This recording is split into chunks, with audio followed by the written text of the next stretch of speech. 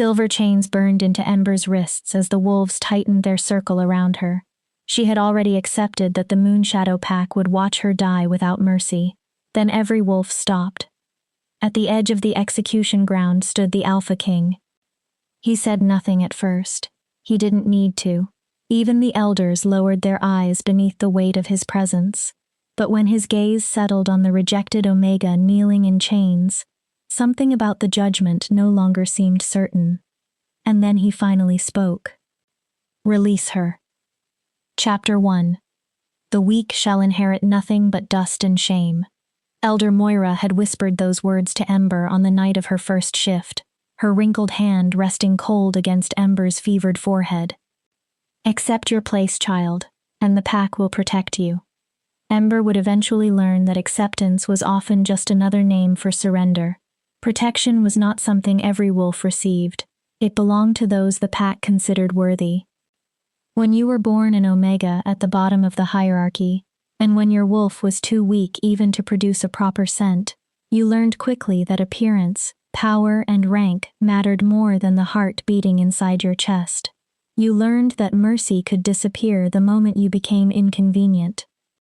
And Ember had always been different.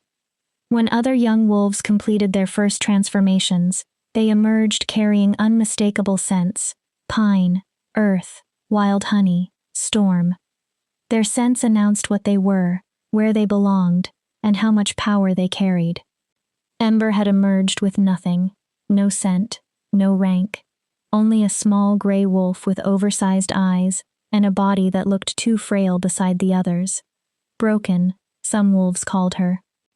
Cursed, others whispered. Even Ember's own mother had turned away after seeing her transformed wolf. The shame in Alora's eyes had burned more deeply than any insult. Years later, Ember understood something far crueler. She had never been broken. She had simply been inconvenient, and inconvenient wolves were rarely shown mercy. They were removed. That truth had brought her to the execution circle. Silver chains bit into Ember's wrists as she knelt beneath the moon. Around her, the wolves of Moonshadow Pack moved closer. Their eyes reflected anticipation, certainty, bloodlust. They believed she was guilty. Guilty of betrayal. Guilty of weakness. Almost guilty merely for existing as an Omega in a pack that worshipped strength. Ember closed her eyes. She had stopped fighting. She was ready for the end. Then everything became silent. Not the peaceful silence that came before sleep. Something heavier. Something powerful enough to make every wolf stop in the middle of a step. Hackles rose. Not from aggression, from instinctive fear. Ember opened her eyes. A man stood at the edge of the execution circle. The Alpha King. His figure seemed carved from moonlight and shadow. He had made no sound. He hadn't needed to. Power radiated from him so strongly that even the elders and beta enforcers lowered their gazes. Everyone submitted, everyone except Ember. She couldn't make herself look away. His eyes found hers across the clearing. Something shifted inside her chest. Ancient, impossible, unmistakable.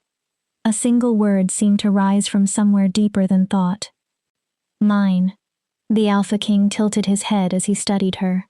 Ember should have been terrified, but she was already kneeling to die. One more impossibility hardly mattered. Then the king finally spoke. His voice was quiet and controlled. Release her. Ember's story had begun 23 years earlier, beneath the shadow of the Silver Pine Mountains, where Moonshadow Pack had ruled for generations. She had been born beneath a blood moon. The elders called it an omen, although none of them agreed on whether it promised fortune or disaster. Her mother, Alora, was a respectable mid-ranking wolf. Ember's father had died in a border skirmish before his daughter ever drew her first breath. She'll be strong, Alora had promised as she held the newborn Ember against her chest. She'll make us proud. But Ember eventually learned that pride inside Moonshadow Pack had to be earned through power, and power was the one thing she seemed destined never to have. Her early childhood had been ordinary. She ran through the forest with the other pups. She learned to hunt, fight, track, and survive. Back then, she even had friends. Kiera had possessed a bright laugh and a quick mind. Dorian often shared part of his kills whenever Ember returned from a hunt with too little food. Reese, the future Beta's son, trained beside her without complaint. For a while, Ember had believed she belonged. Everything changed when she turned 16. The entire pack gathered at the ceremonial grounds for the young wolves' first shifts. Ancient stones surrounded the clearing, each carrying traces of old magic. One after another, the young wolves transformed beneath the full moon.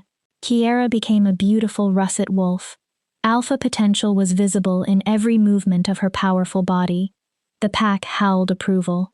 Dorian transformed into a massive gray wolf, whose beta strength was impossible to mistake. More celebratory howls filled the clearing. Then Ember's turn came. She felt fire racing through her veins. Her bones cracked and reshaped. Pain swallowed everything. And then, nothing. There was no overwhelming rush of power. No commanding instinct. No magnificent wolf. Only a small gray animal that barely reached the shoulders of the others. Worse, Ember had no scent. Every wolf possessed one. Scent revealed rank, strength, and even compatibility. Alphas often carried scents of thunder and iron. Betas smelled of rich soil and smoke. Even omegas normally carried softer scents such as wildflowers or honey, marking them as caretakers, nurturers, and the emotional heart of a pack. Ember smelled like nothing at all. Elder Moira approached Ember's transformed body slowly. Her nose twitched as she searched for any trace of identity or rank. None came. The clearing grew painfully quiet. At last, Moira spoke. No rank, no scent. The moon has rejected this one. The howls that followed were not celebratory. They sounded like mourning. Ember looked toward Alora. She wanted her mother to comfort her, to say the elders were wrong, to promise that she still belonged. Instead, Alora turned away. Her shoulders folded beneath shame. That night, Ember learned what true loneliness felt like. The following years became a long lesson in survival. Because she had no rank, Ember occupied an uncomfortable space inside the pack. Moonshadow did not exile her. Every wolf was useful for labor, and numbers mattered. But they never truly accepted her either. She received the worst work. She cleaned waste. She prepared dead wolves for burial. She repaired torn clothing, broken equipment, and tools no one else wanted to touch. Her home was a small hovel near the edge of the territory, far from the communal dens where families ate together, laughed together, and loved one another. Ember ate last. Sometimes nothing remained. She learned to speak only when someone addressed her first. Even then, most wolves barely listened. Kiera became one of Moonshadow's most promising young alphas. Whenever she passed Ember in the village, she often looked through her as though their childhood had never happened. Dorian took a powerful beta female as his mate and started a family. He stopped acknowledging that he and Ember had ever been friends. Only Reese remained complicated. He grew into the beta heir, second in authority, only to Alpha Garrett. Strong, handsome, respected. Everything an unmated wolf was supposed to want. And for reasons Ember could never completely understand, Reese continued noticing her. Once he found her scrubbing blood from the butchering stones. "You don't have to live this way," Reese told her. "I could talk to my father. Maybe I could get you assigned better work." Ember looked at the pity in his eyes. Something inside her shrank. "I don't need your charity, Reese. It isn't charity. He hesitated. "You deserve better." But Reese never actually challenged his father. He never confronted the pack. He never openly defended her. His kindness consisted of words and lingering looks. Nothing more. Still, Ember had been foolish enough to hope. Somewhere inside her, she imagined that perhaps she could matter to someone after all. That hope died 3 months before her execution. Moonshadow Pack gathered for the spring celebration, honoring the first successful hunt of the season and the couples who had pledged themselves as mates. The night was filled with music, dancing, and howls beneath the stars. Ember attended only because staying away would have been considered disrespectful. She stood at the back, trying to disappear. Then Rhys walked forward. The crowd became quiet. "I've chosen my mate," he announced. Ember's heart stumbled. Earlier that evening, Rhys had looked at her once. For a moment, she thought she saw regret in his eyes. "Kiera Nightshade," Rhys continued. "Alpha-born, strong, worthy. She has agreed to stand beside me." The pack erupted into celebration. Kiera stepped forward, radiant with pride. Rhys wrapped an arm around her. Something cracked inside Ember. She turned, wanting only to escape before anyone noticed her reaction. Then someone grabbed her arm. Kiera. Her childhood friend smiled at her, but the smile was sharp. "Stay." Ember froze. "You should see what happens when wolves who actually matter are chosen." "Kiera, did you really think he would choose you?" Kiera lowered her voice so only Ember could hear. "A broken omega with no scent, no rank, and no worth?" Her smile widened. "You've always been delusional, Ember." The words cut more deeply than claws. Then Rhys approached with one arm still around Kiera. He looked at Ember with an expression she couldn't read. Apology, perhaps. Or relief. "You understand, don't you?" Rhys said quietly. "I have responsibilities. This pack needs strong leadership. I can't." He made a helpless gesture. "I can't choose weakness." Ember understood. Perfectly. She ran. Behind her came laughter. Then whispers. Pathetic. Delusional. Broken omega. She locked herself inside her hovel and did not emerge for 3 days. That should have been the worst of it. Humiliating. Heartbreaking. But survivable. Then the children began disappearing. The first was Mira, a 5-year-old pup from a mid-ranking family. She had been playing near Moonshadow's eastern border when she vanished. The pack searched for days. They found nothing except a piece of torn clothing near the river. Within a week, 2 more children disappeared.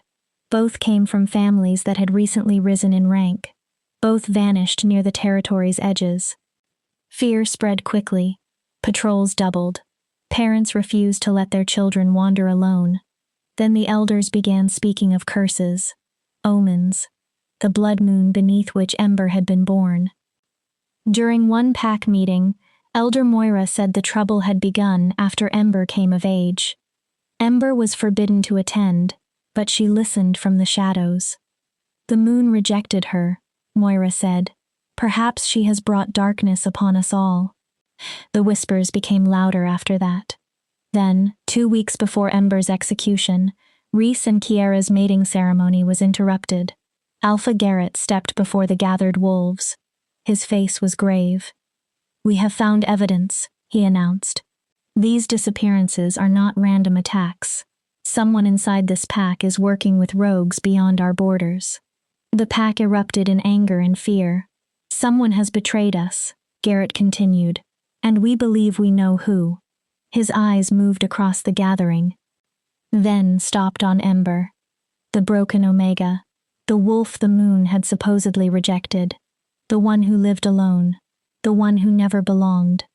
Ember felt the blood drain from her face. "No," she whispered. "I would never." Nobody listened. They searched her hovel. Beneath her sleeping mat, they found a torn piece of clothing belonging to one of the missing children. They found a map showing vulnerable places along Moonshadow's borders. They found a silver dagger, like those carried by rogues. Every piece of evidence had been planted. Every accusation was false. But truth mattered little when frightened wolves had already chosen someone to blame. That same night, they dragged Ember to the execution circle. Silver chains were wrapped around her wrists. The pack called for death. And Ember, exhausted after years of being rejected by wolves who had never wanted her, stopped resisting. She knelt. She was ready for everything to end. Then the Alpha King arrived. The silver chains fell away from Ember's wrists and struck the ground. For the first time, she saw the man who had ordered her release clearly. Cassian Shadowborn, Alpha King of every pack throughout the Northern Territories. He stood with the stillness of violence under perfect control. He was tall and broad-shouldered. Dark hair framed his face, touched with silver at the temples despite his relative youth. Scars crossed his exposed forearms, marks earned in battles he had survived. But Ember noticed his eyes most. Pale gold. Winter sunlight turned into flame. She wanted to look away. She couldn't. Alpha Garrett stepped forward and bowed. "Your Majesty, we weren't expecting you. This is pack justice. The Omega betrayed us. She worked with rogues. She helped them take our children." "Proof?" Cassian's voice remained quiet. Garrett hesitated. "We found evidence inside her dwelling. I asked for proof." Cassian's gaze remained on Ember. Not circumstances, not convenience. Proof that she personally committed these crimes. Garrett faltered. Cassian continued. "Anything found inside an unguarded dwelling could have been placed there by anyone with access." He tilted his head. "Tell me, Alpha Garrett, does this Omega possess enough strength to challenge your guards?" Garrett said nothing. "Could she overpower your patrols?" Still nothing. "Could she organize with rogues who would be more likely to kill a lone wolf than cooperate with one?" Silence filled the clearing. "She's weak," Elder Moira finally said. "Perhaps that is why the rogues used her. She would have been easy to manipulate." "Then she would be a victim," Cassian replied, "not a perpetrator." For the first time, he looked away from Ember. His gaze swept over Moonshadow Pack. "You nearly executed one of your own, based on fear and evidence that could easily have been planted." His voice hardened. "Is this what Moonshadow Pack considers justice?" No one answered. Cassian entered the circle. Ember forgot how to breathe as he approached. Every movement carried controlled power. He stopped directly in front of her. She had to raise her head to meet his eyes.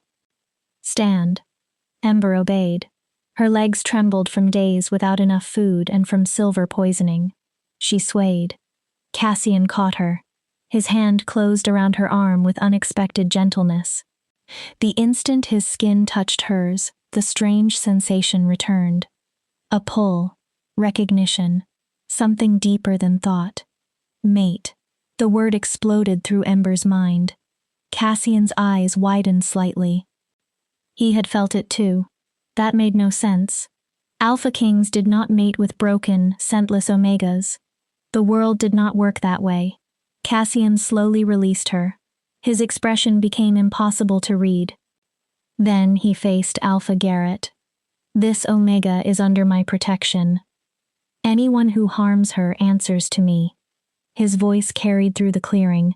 It was both promise and threat. "I will investigate these disappearances myself, and if I discover that this pack participated in a false accusation to hide the real culprit." Cassian stopped.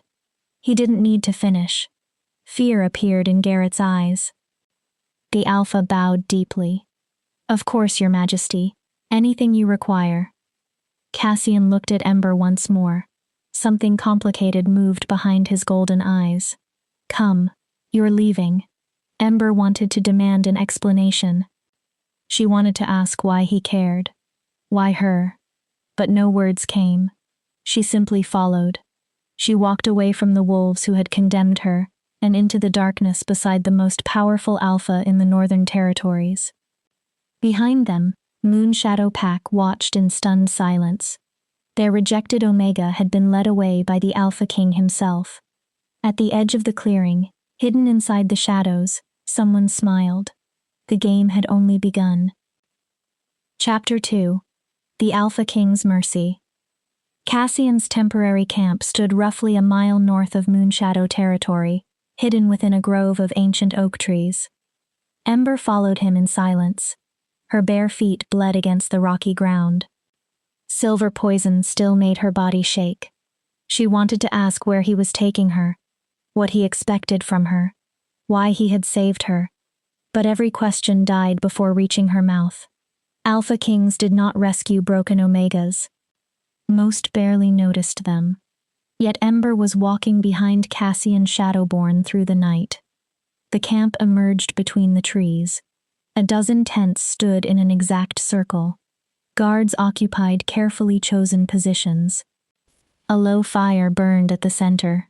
Every wolf moved with military discipline. Their strength made Ember's wolf retreat instinctively. These were members of the King's Guard. Elite warriors selected from packs across the northern territories. Powerful alphas and betas capable of tearing through ordinary rogues. Ember could barely remain in her shifted form for more than an hour. Now she stood among them. A massive beta approached Cassian. A scar ran along his jaw. "Your Majesty, we heard the disturbance. Should we—" Then he noticed Ember. Confusion crossed his expression. "Who is this?" "A guest," Cassian answered. He looked at the beta. "Thorn. Prepare the medical tent. She has silver poisoning." Thorn's eyebrows lifted slightly, but he bowed. "At once, Your Majesty." When Thorn left, Cassian turned toward Ember. Firelight sharpened the angles of his face. His cheekbones. His jaw. But Ember remained trapped by those golden eyes. "You're safe here," Cassian said. "No one will hurt you." At last Ember found her voice. "Why?" Cassian studied her. "Why what? Why did you save me? Why bring me here? Why any of this?" She gestured toward the camp and then toward herself. "I'm nothing. I have no rank, no scent, no worth. You're the Alpha King. None of this makes sense." Cassian watched her for several seconds. "When I entered that clearing and saw you kneeling there, do you know what I felt?" Ember shook her head. "Rage." His voice was soft. The word still carried the weight of thunder. Not at you, at them. At a pack so poisoned by hierarchy that it was willing to execute one of its own without a proper investigation, without a trial, without mercy. He stepped closer. Ember's breath caught. "You want to know why I saved you?" His eyes held hers. "The better question is why no one else did." The word struck harder than she expected. Years of isolation. Humiliation. Being treated as less than everyone around her. And a stranger, a king, was the first wolf who had ever asked why she deserved any of it. Heat gathered painfully behind Ember's eyes. She forced it back. "The medical tent is ready, Your Majesty," Thorn called. Cassian nodded. "Go, let them treat you. We'll speak again tomorrow." Ember remained still. "I don't understand what's happening." "Neither do I." For 1 second, vulnerability slipped through Cassian's expression. "But we'll understand it together." Then he walked toward the largest tent. Ember entered the medical tent. It smelled of herbs and clean linen. The scents were so unfamiliar after years inside her crude hovel that her instincts nearly made her retreat. A young woman with gentle eyes motioned toward a cot. She carried herself like a high-ranking beta. "Please sit. I'm Lyra, the king's healer." Her voice was calm and professional. "I need to treat the burns." Ember sat and extended her arms. The skin beneath the silver chains was blistered and torn. In several places, the metal had burned deeply into the flesh. The injuries should have hurt more. Perhaps Ember had simply become numb. Lyra cleaned the wounds and covered them with salves smelling of moonflower and wintergreen. Cool relief spread through Ember's arms. "You were fortunate," Lyra said. Ember almost laughed. Another hour wearing those chains and some of the damage might have been permanent. You could have lost movement in your hands. "Fortunate," Ember repeated. "Yes, that describes my life perfectly." Lyra paused. "The king doesn't rescue people without reason. Whatever happened tonight, whatever brought you here, it matters. It means I'm useful to whatever game he's playing." Lyra gave her a small smile. "You really don't know Cassian Shadowborn." Ember said nothing. "He doesn't play games. He doesn't turn people into pawns. If he brought you here, then he believes you deserve protection." Lyra tightened the final bandage. That matters. Ember wanted to argue. Kings always had motives. Power always had a price. But she was exhausted, tired of surviving, tired of wondering why everyone seemed to believe she deserved nothing. Rest, Lyra said. You're safe. Whatever happens tomorrow, at least you aren't waiting for execution.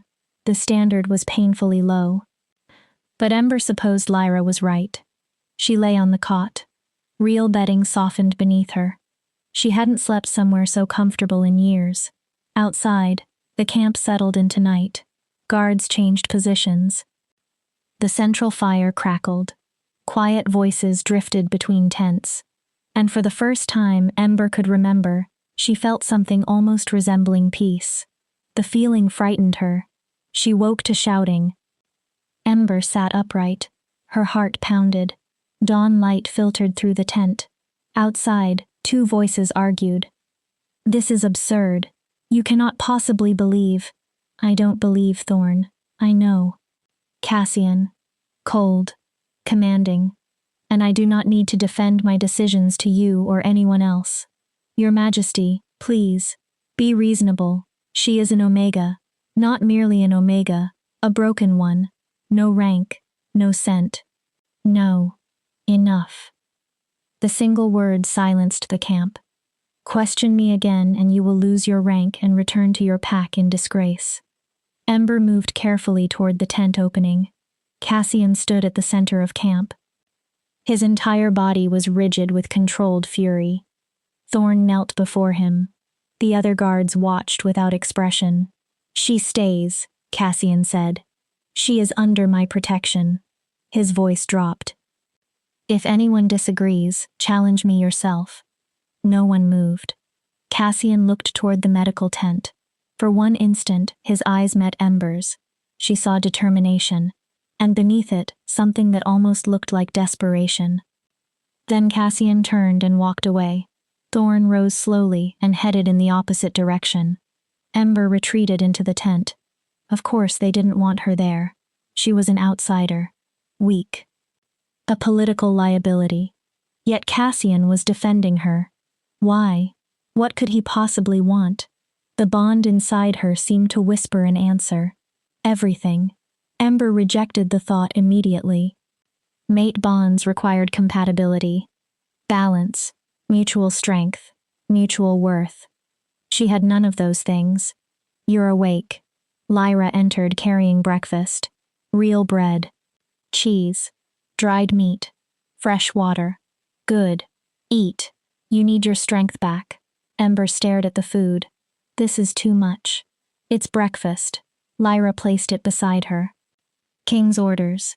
Everyone hates that I'm here. Lyra sat opposite her. I heard them. Thorn is protective of Cassian. He doesn't understand why the king would accept political complications for an Omega he doesn't know. He's not wrong. That doesn't make him right either. Lyra nodded toward the tray. Eat. Ember picked up the bread. Her fingers shook. The first bite was warm and soft. She had to fight the urge to devour everything immediately. Why is he doing this? Ember asked. There has to be a reason. Lyra hesitated. Can I ask you something personal? Ember nodded. When Cassian entered that execution circle, did you feel anything unusual? Warmth flared inside Ember's chest. She looked away. I don't know what you mean. I think you do. Lyra's voice stayed gentle. I've served Cassian for 5 years. I have never seen him behave this way. I have never seen him this unsettled.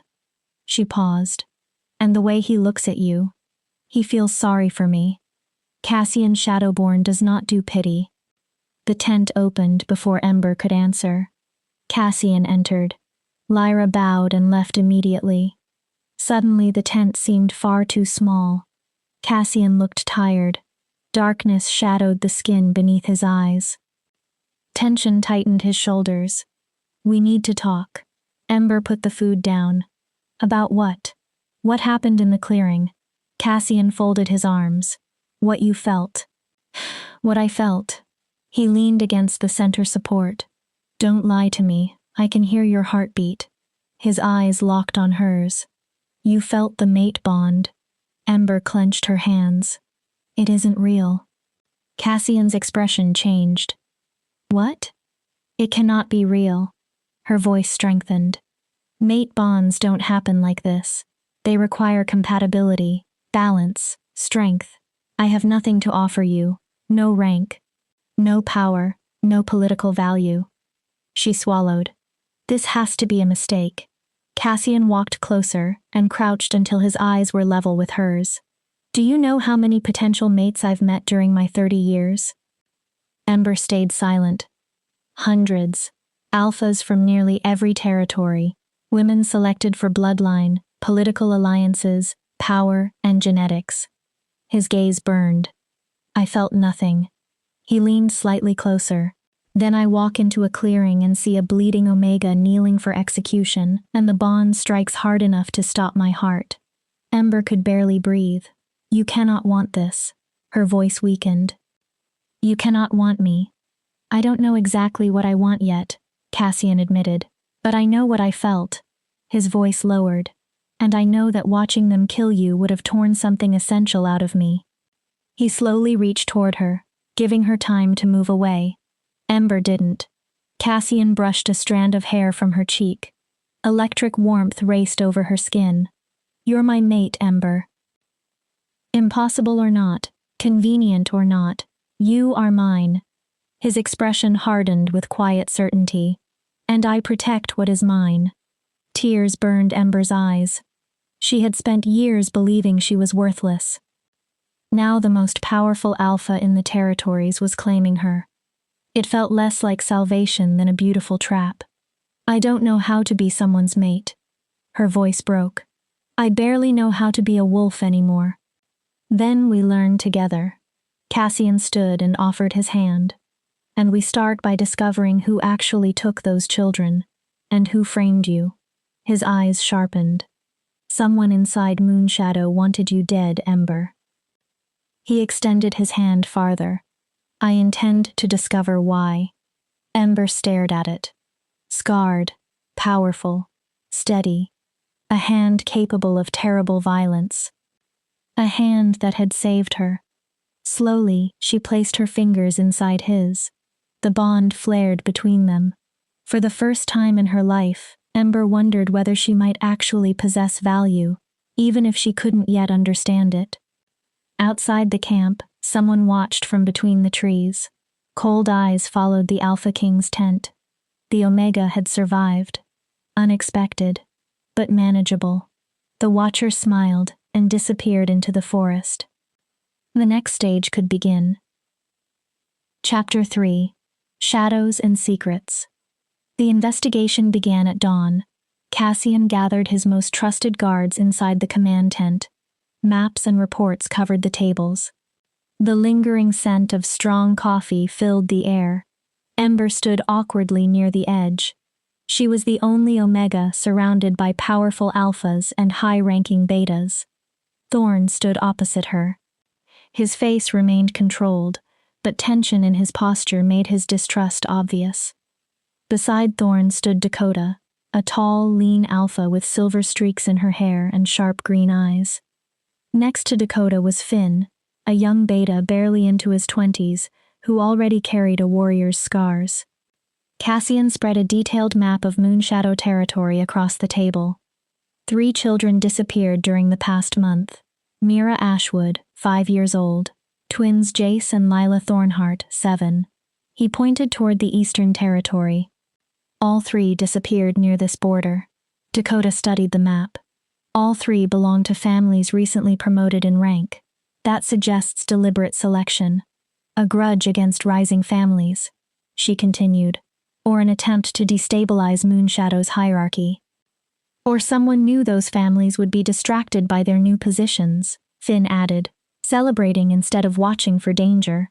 Cassian nodded. The evidence placed inside Ember's home was crude: Mira's torn clothing, a map of patrol routes, a rogue silver dagger. He looked around the table. Too crude. His finger tapped the map. Too obvious. Whoever framed her wanted Moonshadow to blame Ember before anyone examined the evidence properly. Thorn glanced toward her. Why? His suspicion remained. What makes her important? She's an Omega. Killing her would barely matter politically. Exactly, Cassian answered. His voice became quiet. She was the perfect target, isolated, powerless, rejected by her own pack. He looked directly at Thorn. Who would question her guilt? No one answered. Who would defend her? Again, silence. Ember wrapped her arms around herself.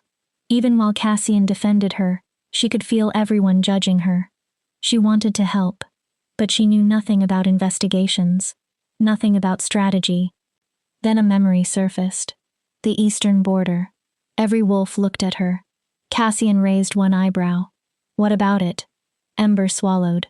That's where Moonshadow assigned me to work.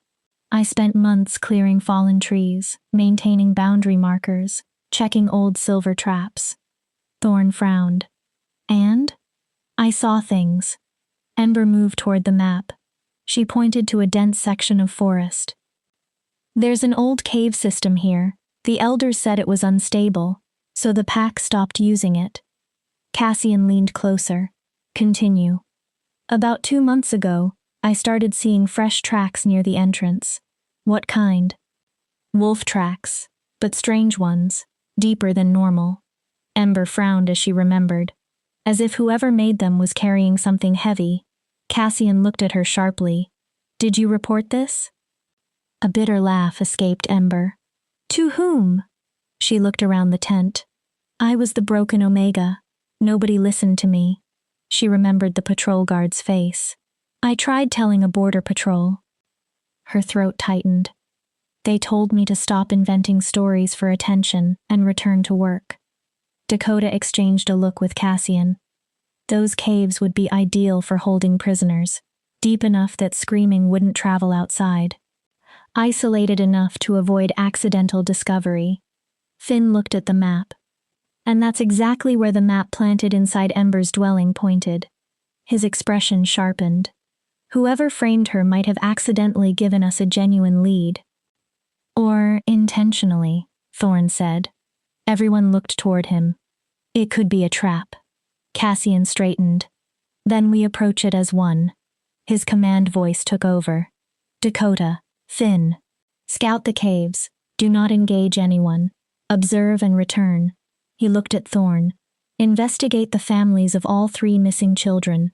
Find out who knew their schedules, routines, and movements. Thorn nodded. And you, Your Majesty? I'm returning to Moonshadow. Cassian's jaw tightened. Alpha Garrett and I need to discuss his definition of an investigation. I'm coming. The words escaped Ember before she reconsidered. The tent fell silent. Cassian slowly faced her. Ember. They tried to kill me. She heard unexpected steel in her own voice. They declared me guilty without a trial, without evidence, without allowing me to defend myself. She held Cassian's gaze. If you're confronting them about what happened, I have a right to be there. It's dangerous.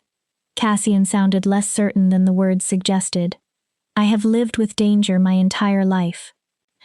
Ember didn't look away. This danger is simply easier to see. She pointed toward the map. I know Moonshadow. I know its wolves and how they think. I may notice something an outsider wouldn't. Dakota cleared her throat. She's right, Your Majesty. An inside perspective could help. Thorn visibly wanted to object. Cassian silenced him with one raised hand. Fine. He looked at Ember. But you remain near me. No wandering away, no unnecessary risks. Understood. Good. Cassian addressed everyone. You have your assignments. We move within the hour. Those children have been missing long enough. His expression hardened. We bring them home. The guards left.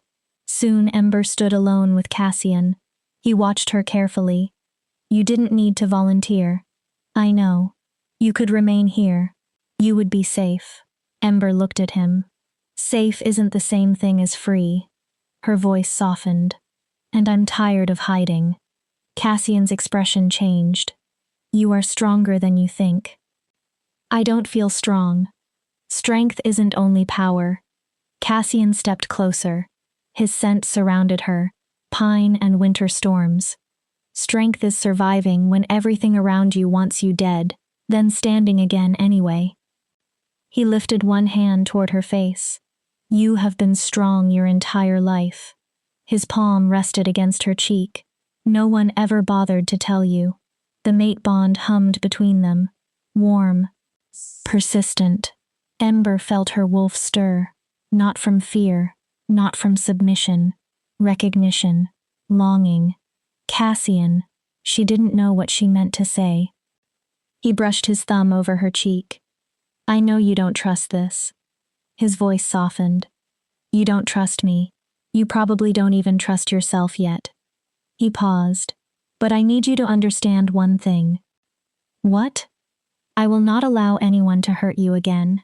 His eyes grew fierce. Not Moonshadow. Not whoever framed you. Not even your own belief that you deserve less. His touch lingered. You're mine now. Then his voice dropped. And I protect what is mine. Before Ember could answer, Cassian stepped away.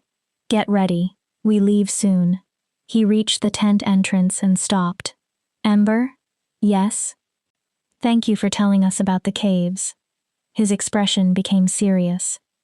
You may have just saved those children. Then he disappeared outside. Ember stood alone. Her heart raced. The most powerful alpha in the Northern Territories had called her his. And slowly, impossibly, Ember was starting to believe he meant it.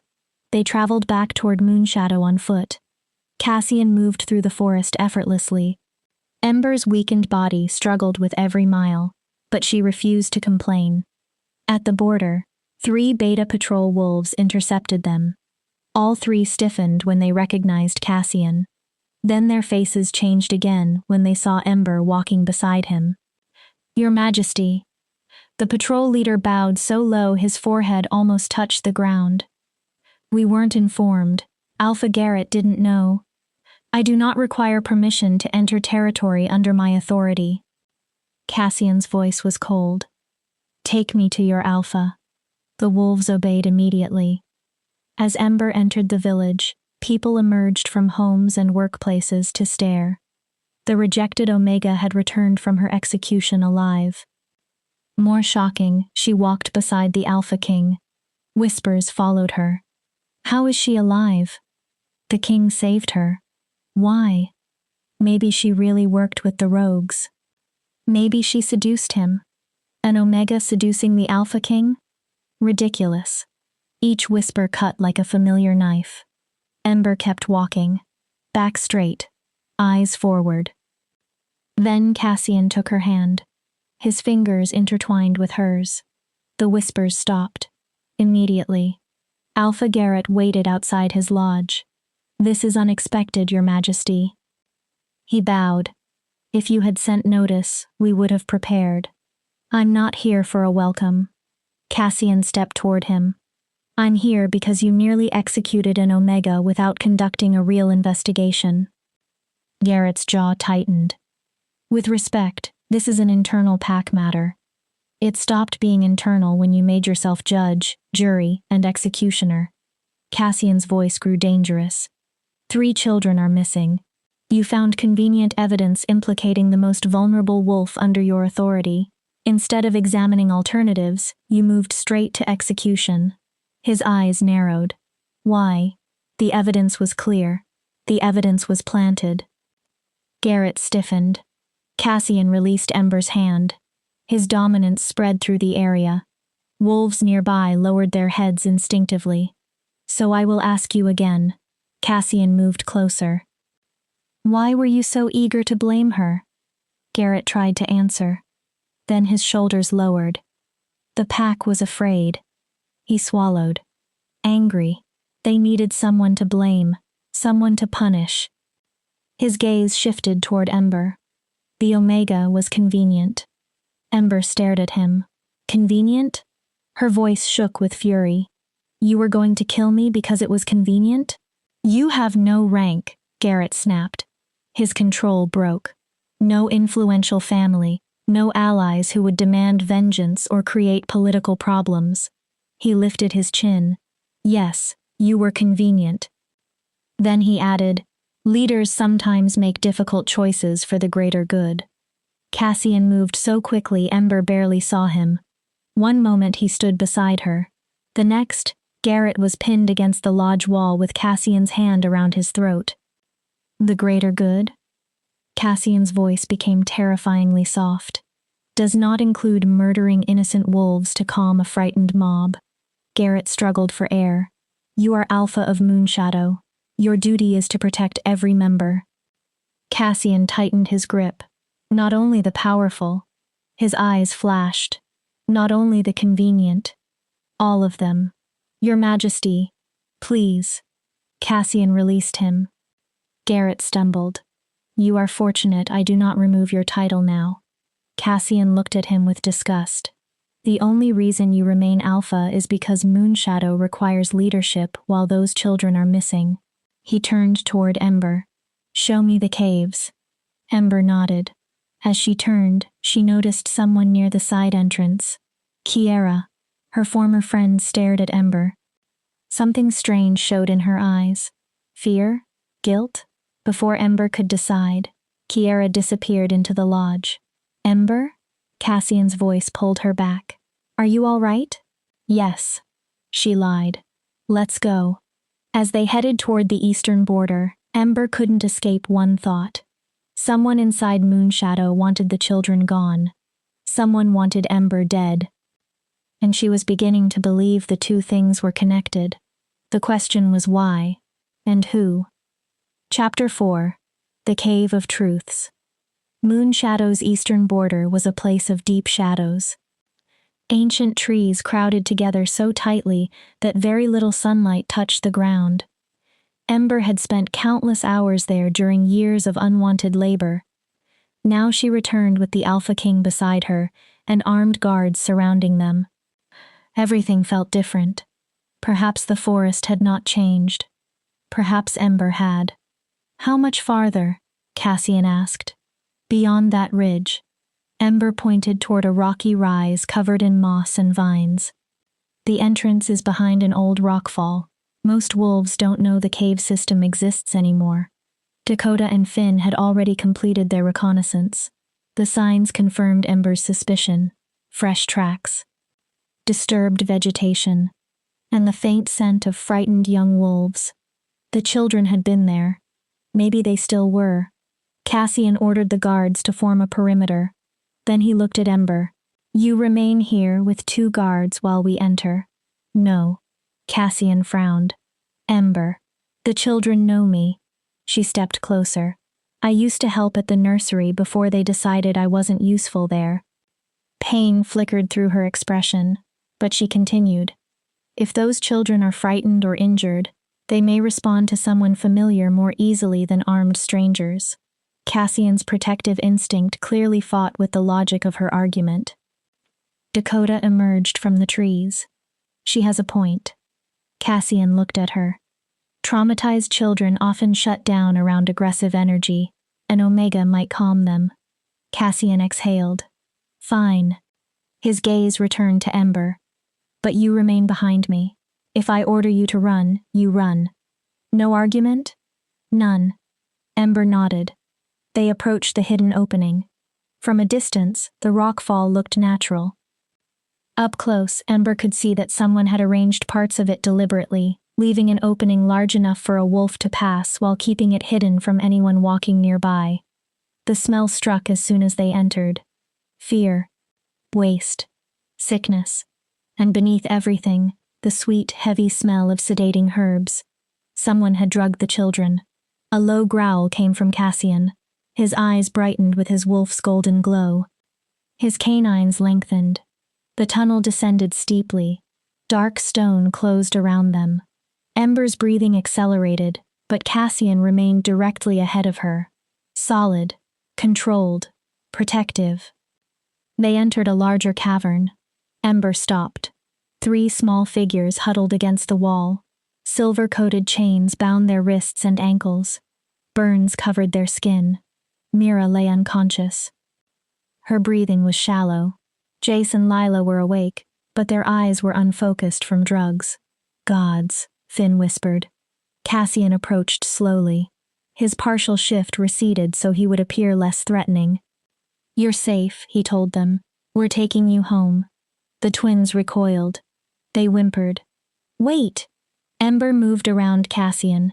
She kept her steps slow. Jace? Lila?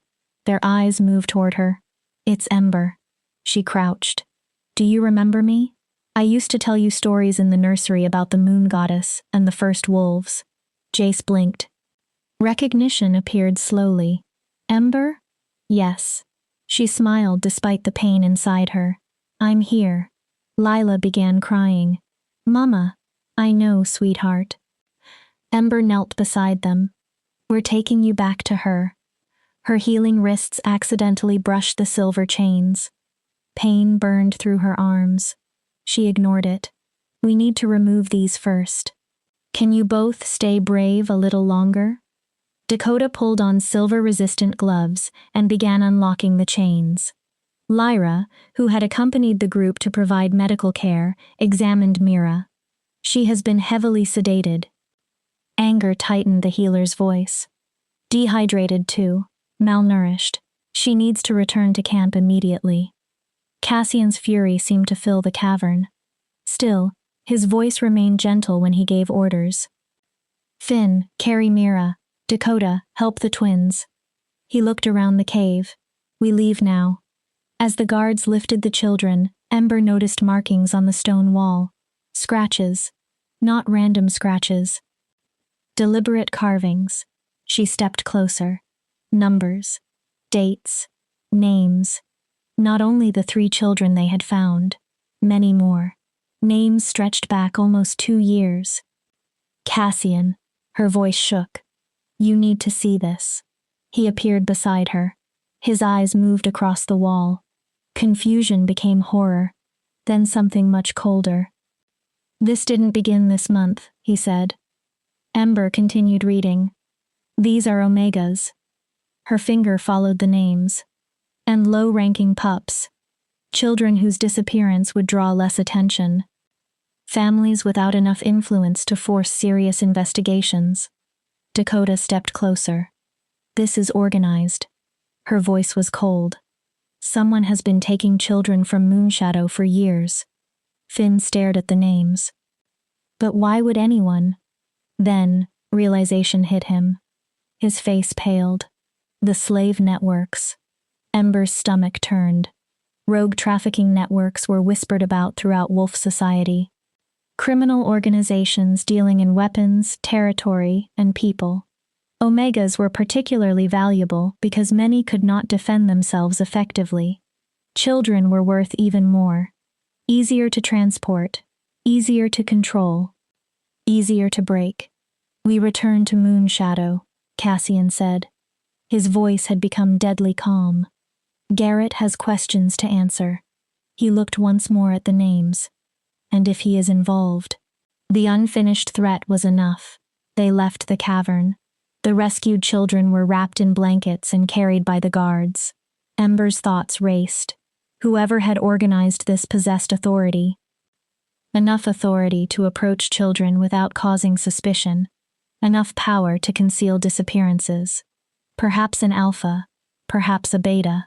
When they emerged into the fading afternoon, someone was waiting. Reese. 3 beta wolves from Moonshadow's inner circle stood behind him. Your Majesty. Reese bowed. Alpha Garrett sent us to help. We heard you found the children. Cassian stared at him. How convenient. Reese stiffened. You arrive exactly when we're leaving. Cassian's gaze shifted toward the betas. And how interesting that Garrett knew exactly where to send you. The pack has searched this region for weeks. Reese answered. When scouts reported your people moving this direction, we assumed. You assumed we needed assistance? Dakota cut in. Her green eyes narrowed. Or you needed to make sure certain evidence never returned to the village? The wolves behind Reese moved uneasily. Hands drifted toward weapons. Cassian growled. Low. Warning. I wouldn't. Every beta froze. My guards outnumber you, outrank you, and currently possess less patience than I do. We didn't come to fight, Rhys said quickly. He raised both hands. We came to help. Those pups belong to our pack.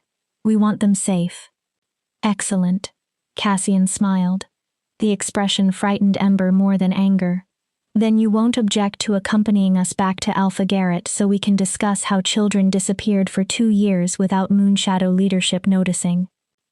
Rhys paled. 2 years? Cassian stepped closer. That cave contains names and dates proving children have been systematically taken for 2 years. His dominance increased. So you will come with us. Cassian's gaze hardened. You will answer every question honestly. A pause. Or I will assume you participated. Rhys's face changed from shock to fear. Then resignation. I didn't know. His voice became quiet. I swear on my wolf. I knew about the 3 recent disappearances. I thought it was a new threat. Dakota finished the thought. Not evidence of a conspiracy. Rhys nodded. The return journey was tense. The King's Guard protected the rescued children. Rhys and his betas walked under observation, though no one formally called them prisoners. Ember stayed beside Cassian. How could nobody notice? She finally asked. Cassian looked at her. How could children disappear for years without anyone caring? Because they were the wrong children. Disgust filled his voice.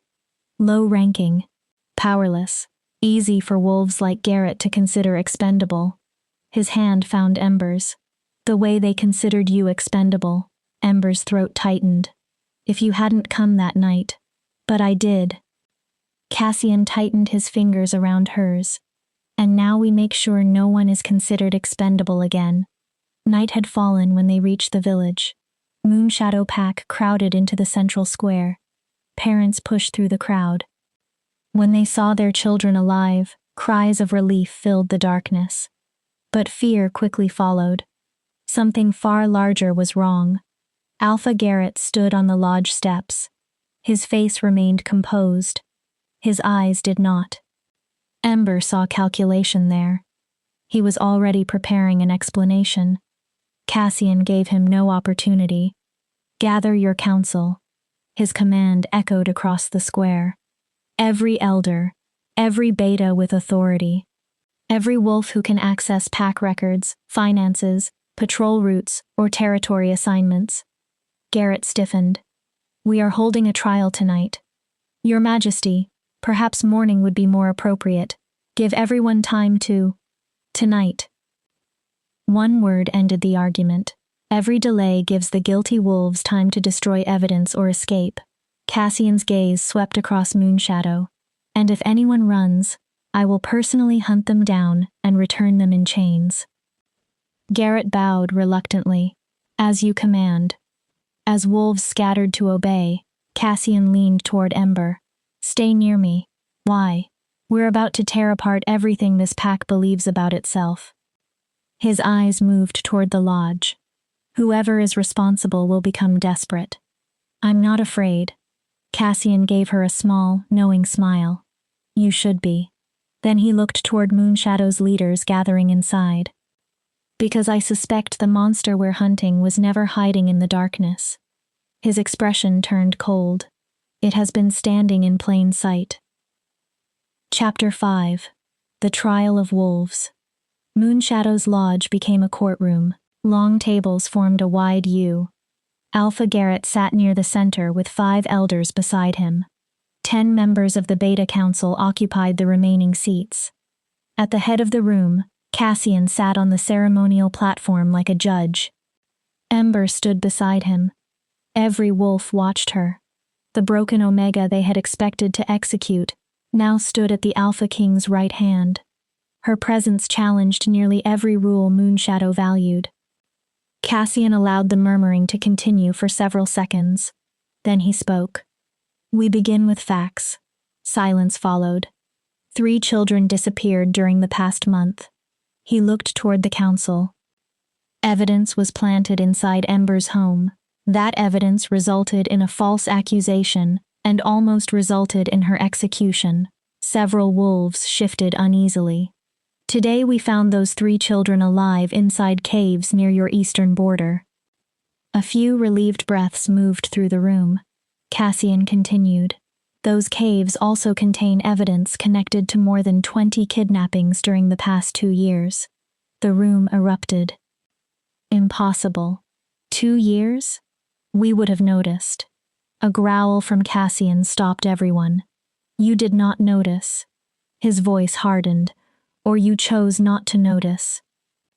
He leaned forward. Children under your protection were kidnapped, drugged, chained, and hidden, while your leadership focused its energy on killing an innocent Omega, because that was easier than finding the truth. Elder Moira leaned forward. If what you're saying is true, Cassian's gaze sharpened. I'm not saying I accept it yet, but if it is true, then whoever concealed these crimes possessed significant access. She looked around the council. This cannot be ordinary rogue activity. No, Dakota said from the doorway. This was internal. Finn nodded.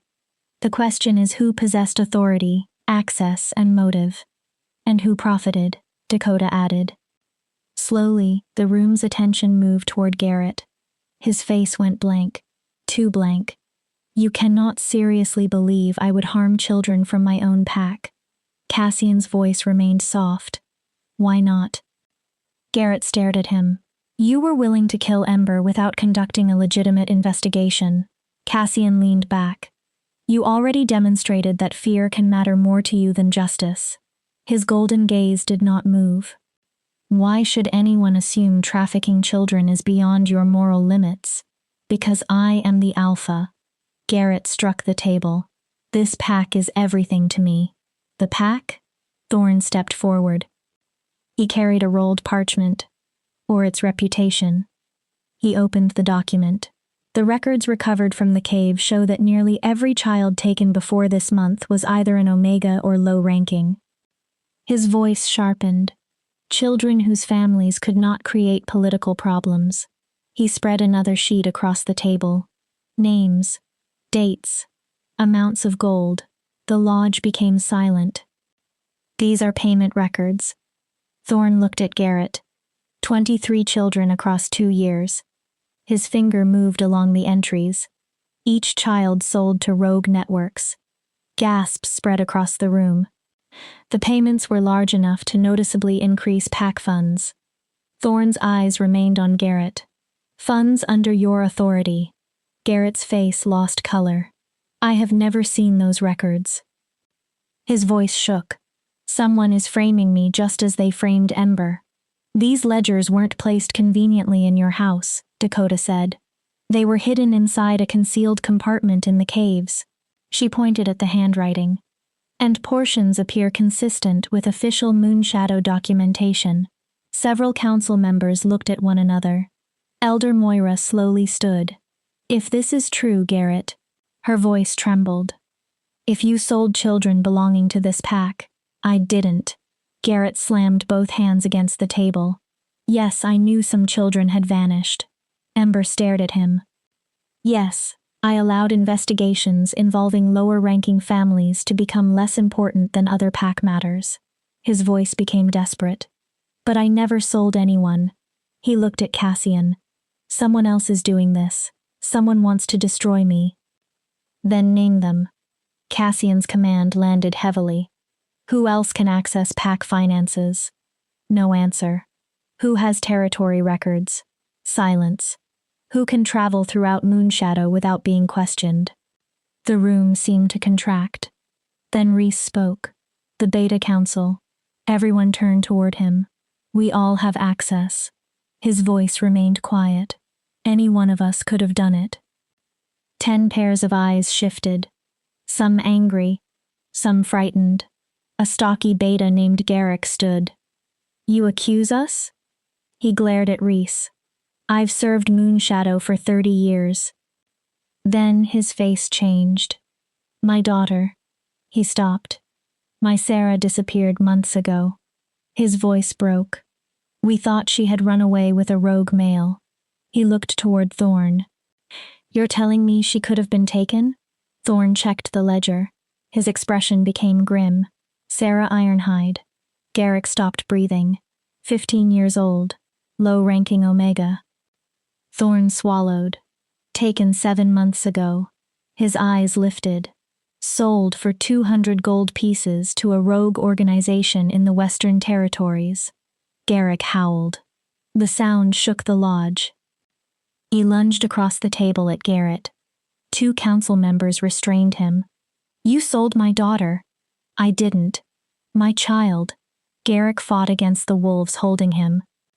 She was 15. I swear I didn't know. Garrett stumbled backward.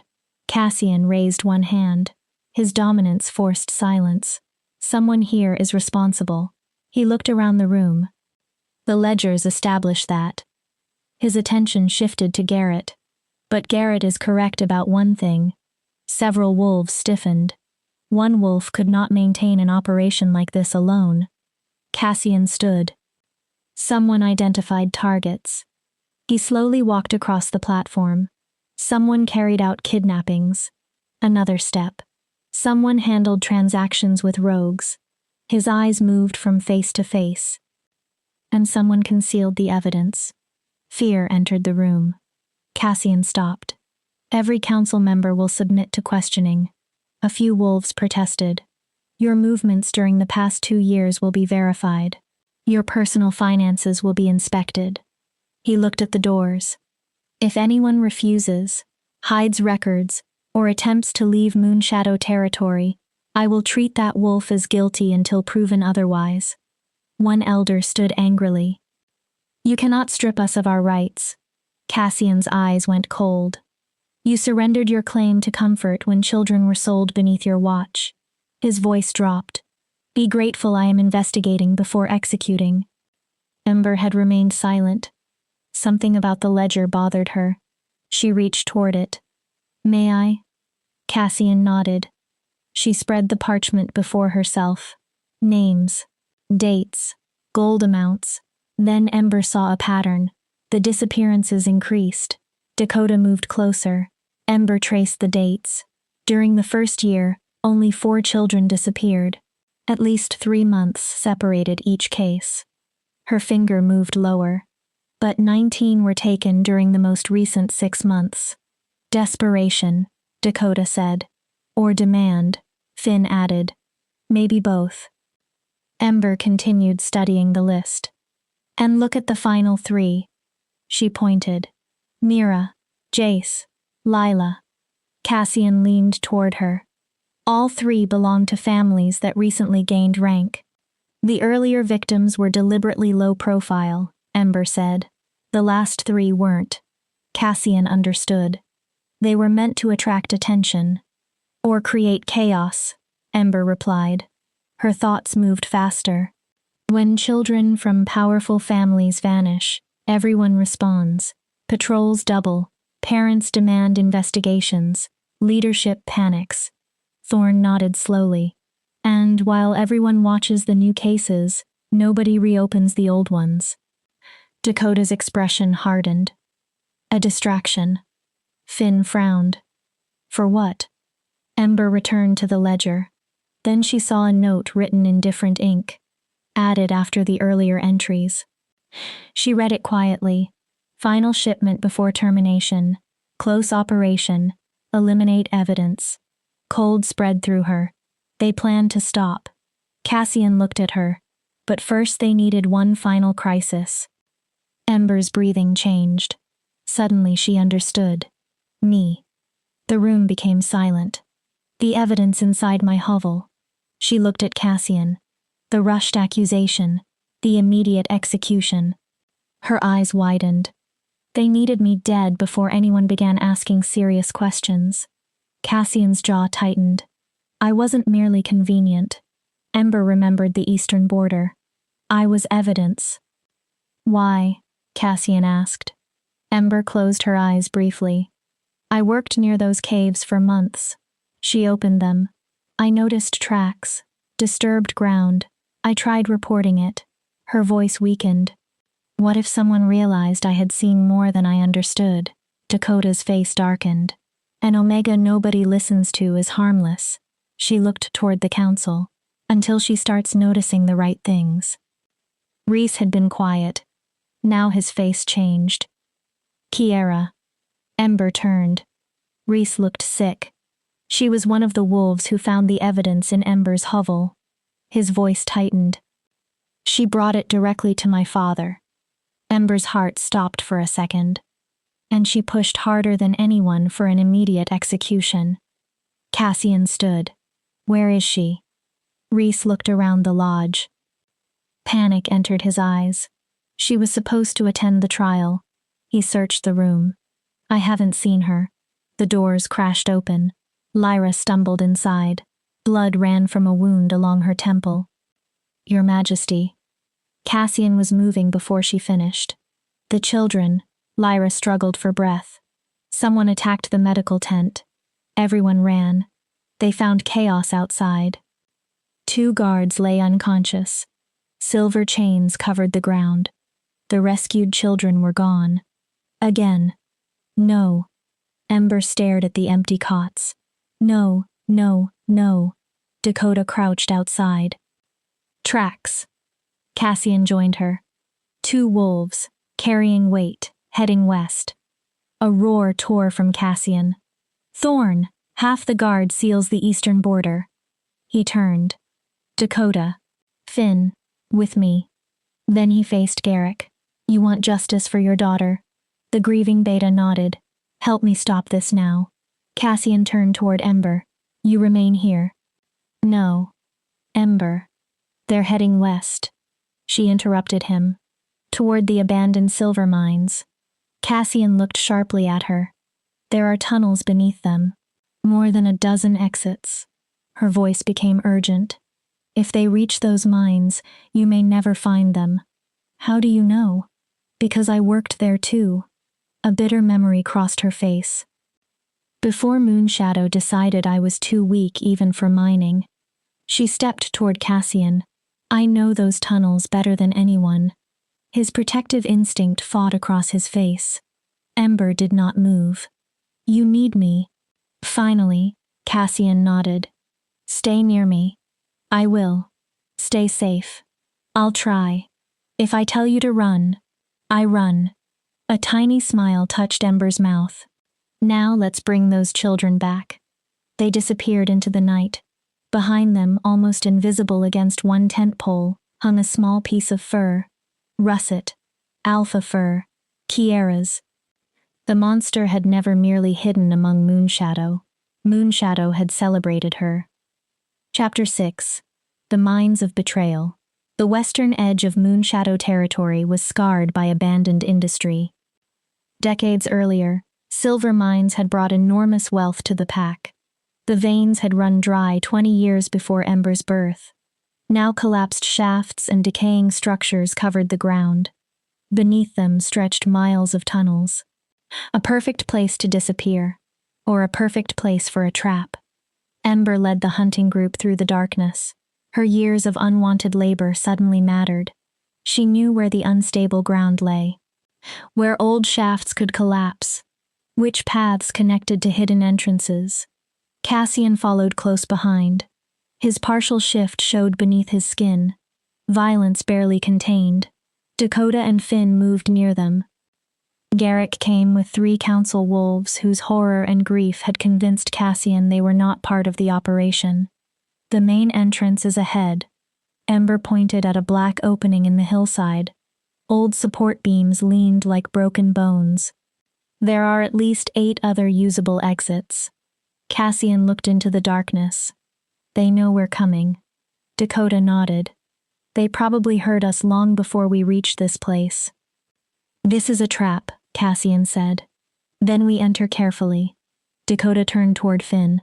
Take Garrick and circle north. Seal the northern exits. We'll push them east if they run. Those tunnels are unstable, so escape options are limited. Finn nodded. He and the others vanished into the dark. Cassian turned toward Ember. He touched her face. The gentleness of the gesture clashed with the predator inside his eyes. Last chance. Ember already knew what he would say. You stay here and guard the entrance. and allow you to enter tunnels you've never seen while hunting wolves desperate enough to kidnap children twice? Ember covered his hand. No. Cassian looked at her. We do this together. The mate bond warmed between them. Something changed in Cassian's face. Not defeat. Trust. Together. He lowered his hand. But you remain between Dakota and me. They entered. The darkness became absolute. Only faintly glowing cave fungi offered light. The smell of earth and decay surrounded them. Old silver still lingered in the rock. Not enough to kill them, but enough to make every wolf instinct scream caution. Then Ember heard something. Footsteps. Whispering. A child whimpering. This way. She led them down a narrow side passage. The tunnel sloped deeper. Soon they were forced into single file. Ember's heart hammered. The walls pressed too close. Silver filled the air. Every instinct warned her to escape. But the children were somewhere ahead. They entered another chamber. Ember froze. The place had been turned into a prison. Silver chains hung from walls. Cages lined one side. At the center of the chamber lay Mira, Jace, and Lila, bound, gagged, terrified. But it was the wolves standing above them who shattered Ember's understanding of everything. Kiera, beautiful Kiera, russet-haired, alpha-born, and beside her stood Reese. His expression contained none of the uncertainty or kindness Ember remembered, only cold calculation. No, Ember's voice barely existed. Reese? She stared at him. You were with us. You helped us. Reese smiled faintly. I delayed you. Ember's blood turned cold. That gave Kiera enough time to bring the children here and prepare this meeting. He shook his head. You always were too trusting, Ember. His tone became cruel. Too desperately hopeful. Cassian growled. You. His fury filled the chamber. You're responsible. Responsible? Kiera smiled. Nothing remained of the childhood girl Ember remembered. We're intermediaries, Your Majesty. Her eyes glittered. The operation is far larger than Moonshadow. Cassian understood. The rogue networks. Exactly. You supplied them with children. Product, Kiera corrected. Ember felt physically sick. Kiera continued. You noble wolves talk about honor, protection, justice. She shrugged. Real power is about control and resources. Her gaze moved toward the children. Young wolves are valuable resources. They can be trained, broken, resold. Ember stared at her. You were my friend. Kiera laughed. The sound echoed against stone. Friend? She looked genuinely amused. I was never your friend. Ember flinched despite herself. You were useful. Kiera stepped closer. Standing next to you made everyone else look stronger. Her smile sharpened. The pathetic Omega, the broken girl, the wolf everyone could compare themselves against and feel superior. Ember's stomach twisted. Then you started working near the eastern caves. Kiera's expression changed. You noticed tracks. Disturbed areas. You began asking questions. Ember understood. So you framed me. 2 problems solved at once. Kiera nodded. A convenient suspect and a potential witness removed together. And when my execution failed, we adapted. Reese took a step forward. We knew taking the children again would bring the king after us. His eyes moved toward Cassian. You both wanted to be heroes so badly. Ember looked at the children. You used them as bait. Cassian's voice was almost frighteningly calm. You traumatized those pups again merely to lure us here. Kiera shrugged. They're low-ranking. Garrick was not there to hear it. Perhaps that was fortunate. They would have been sold eventually. Kiera smiled. At least now they're useful. Dakota attacked. She moved faster than Ember could follow. Her claws extended toward Kiera. At the same instant, hidden wolves poured from alcoves around the chamber. Rogues. At least 12. The trap closed. Cassian fully shifted. Power exploded through the room. He crashed into the first attacker. Bone and flesh gave way beneath his strength. Dakota fought beside him. Precise. Lethal. But rogues continued emerging from side tunnels. Then Ember saw Reese. He was moving toward the children, a silver dagger in his hand. She understood instantly. They were going to kill the pups, destroy the last witnesses, eliminate the evidence. No. Something inside Ember changed. Not broke. Changed. Every insult she had endured, every year of being called weak, every humiliation, every rejection, every moment of helplessness, all of it became one purpose. Protect them. Ember ran. She slammed into Reese with everything she had. The impact sent both of them across the stone floor. Shock flashed across Reese's face.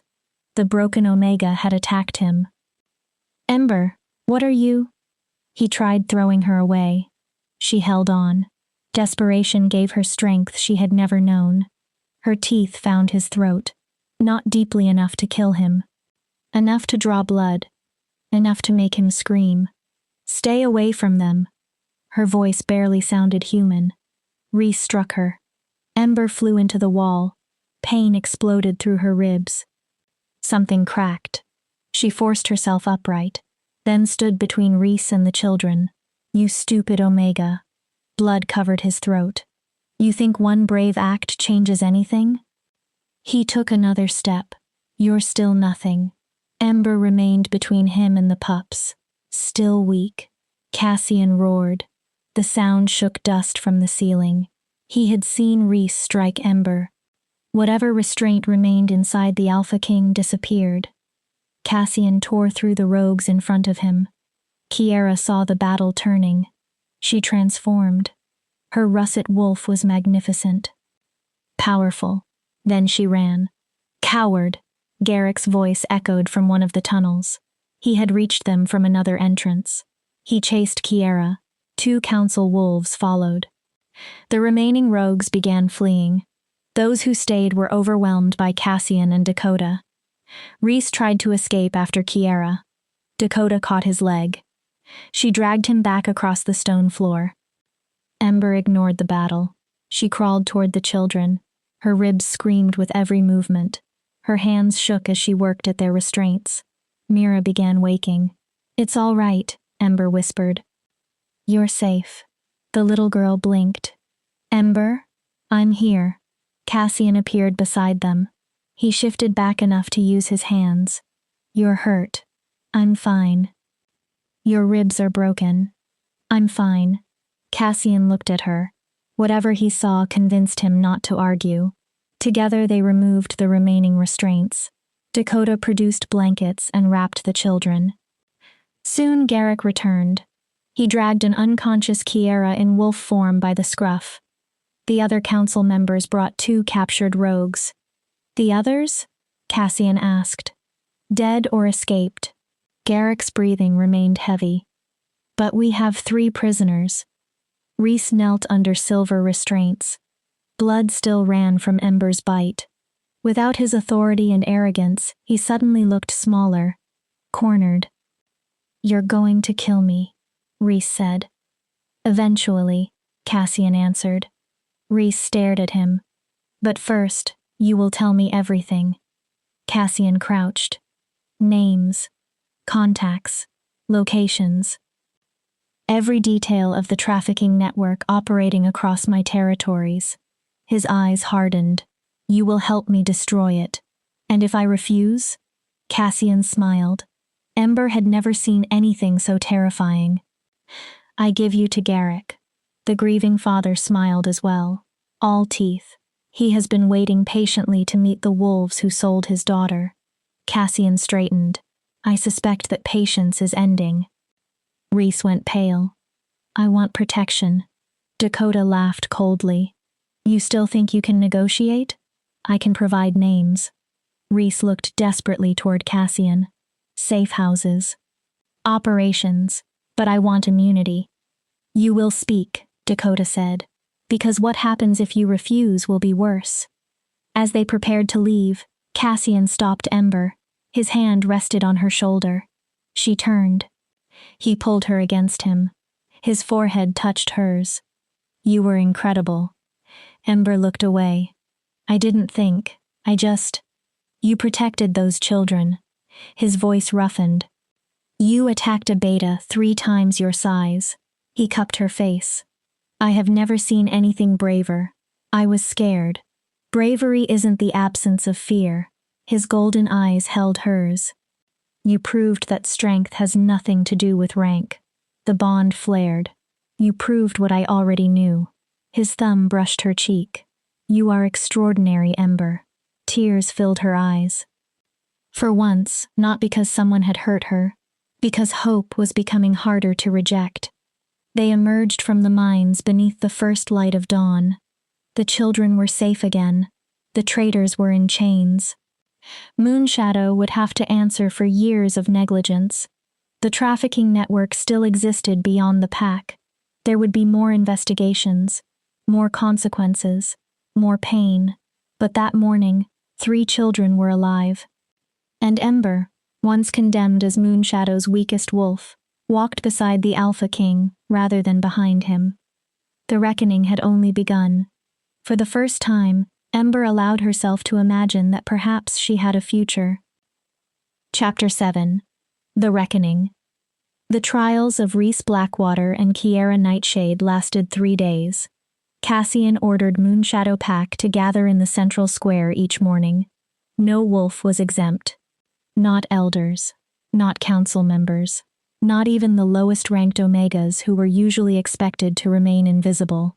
Everyone would see what justice looked like, and everyone would see what happened when justice was ignored. Ember stood beside Cassian throughout the proceedings. Her presence carried a message stronger than words. A wolf Moonshadow had considered disposable now stood beside the king. On the first day, Reese talked. For hours. His voice remained flat while he explained how 23 children had been taken over 2 years. He gave names of rogue contacts, payment arrangements, safe houses where children were held before transport.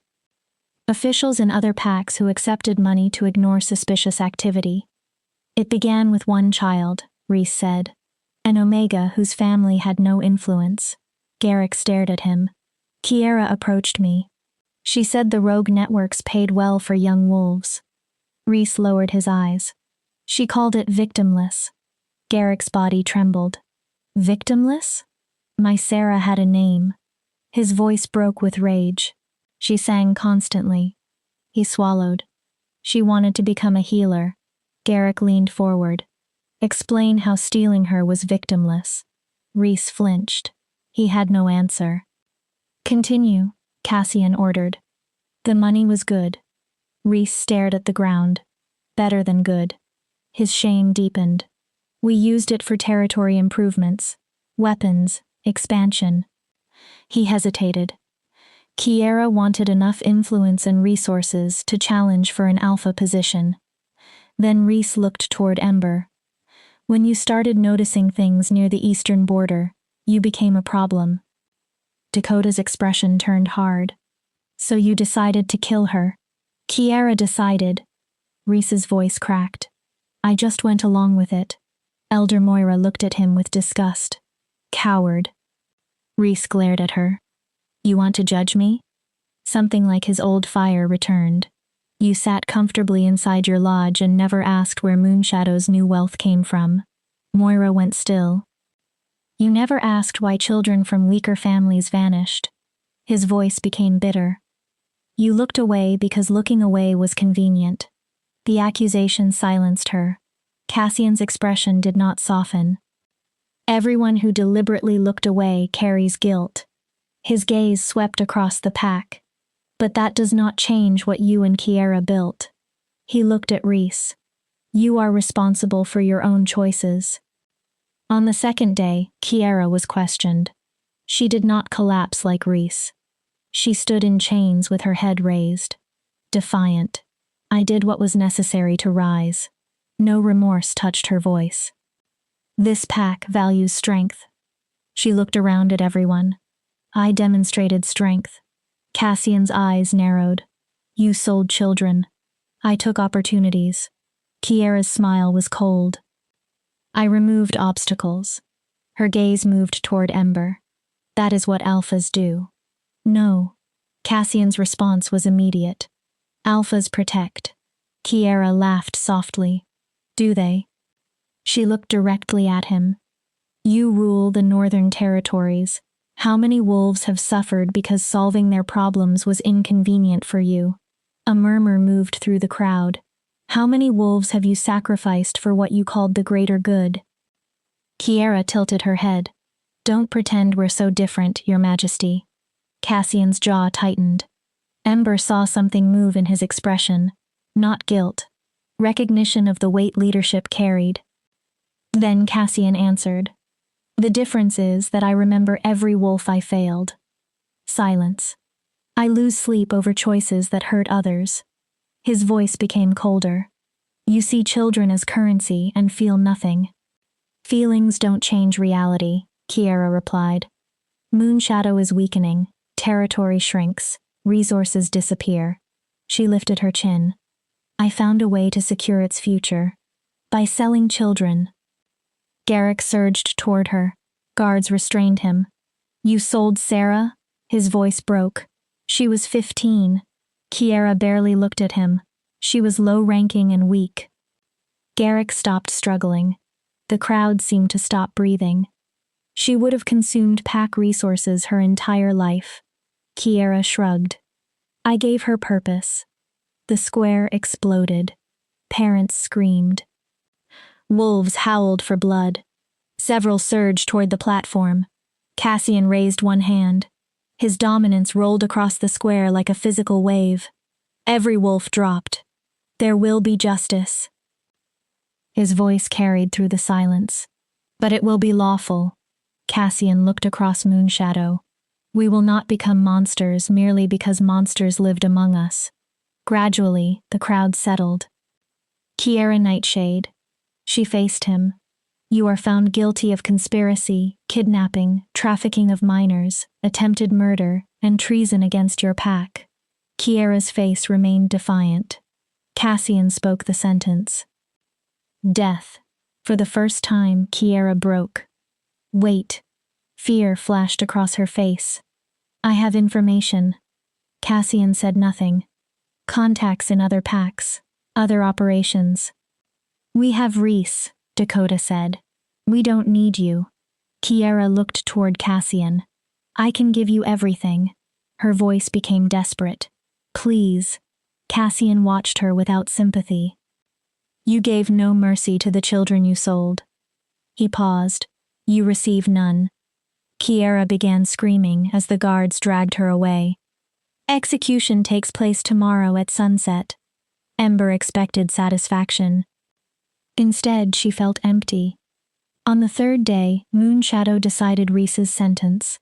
Because he had cooperated, and because his information could help destroy larger trafficking networks, Cassian gave the pack two choices: execution, or permanent exile under a tracking collar, a lone wolf for the rest of his life. Death would be kinder, Thorne observed. Wolves are not meant to live alone. That is why exile is an option, Cassian answered. The vote came quickly. Exile. Let Reese live. Let him wake every day knowing what he had chosen. Let him remember everything he had lost. When Reese heard the decision, relief briefly crossed his face.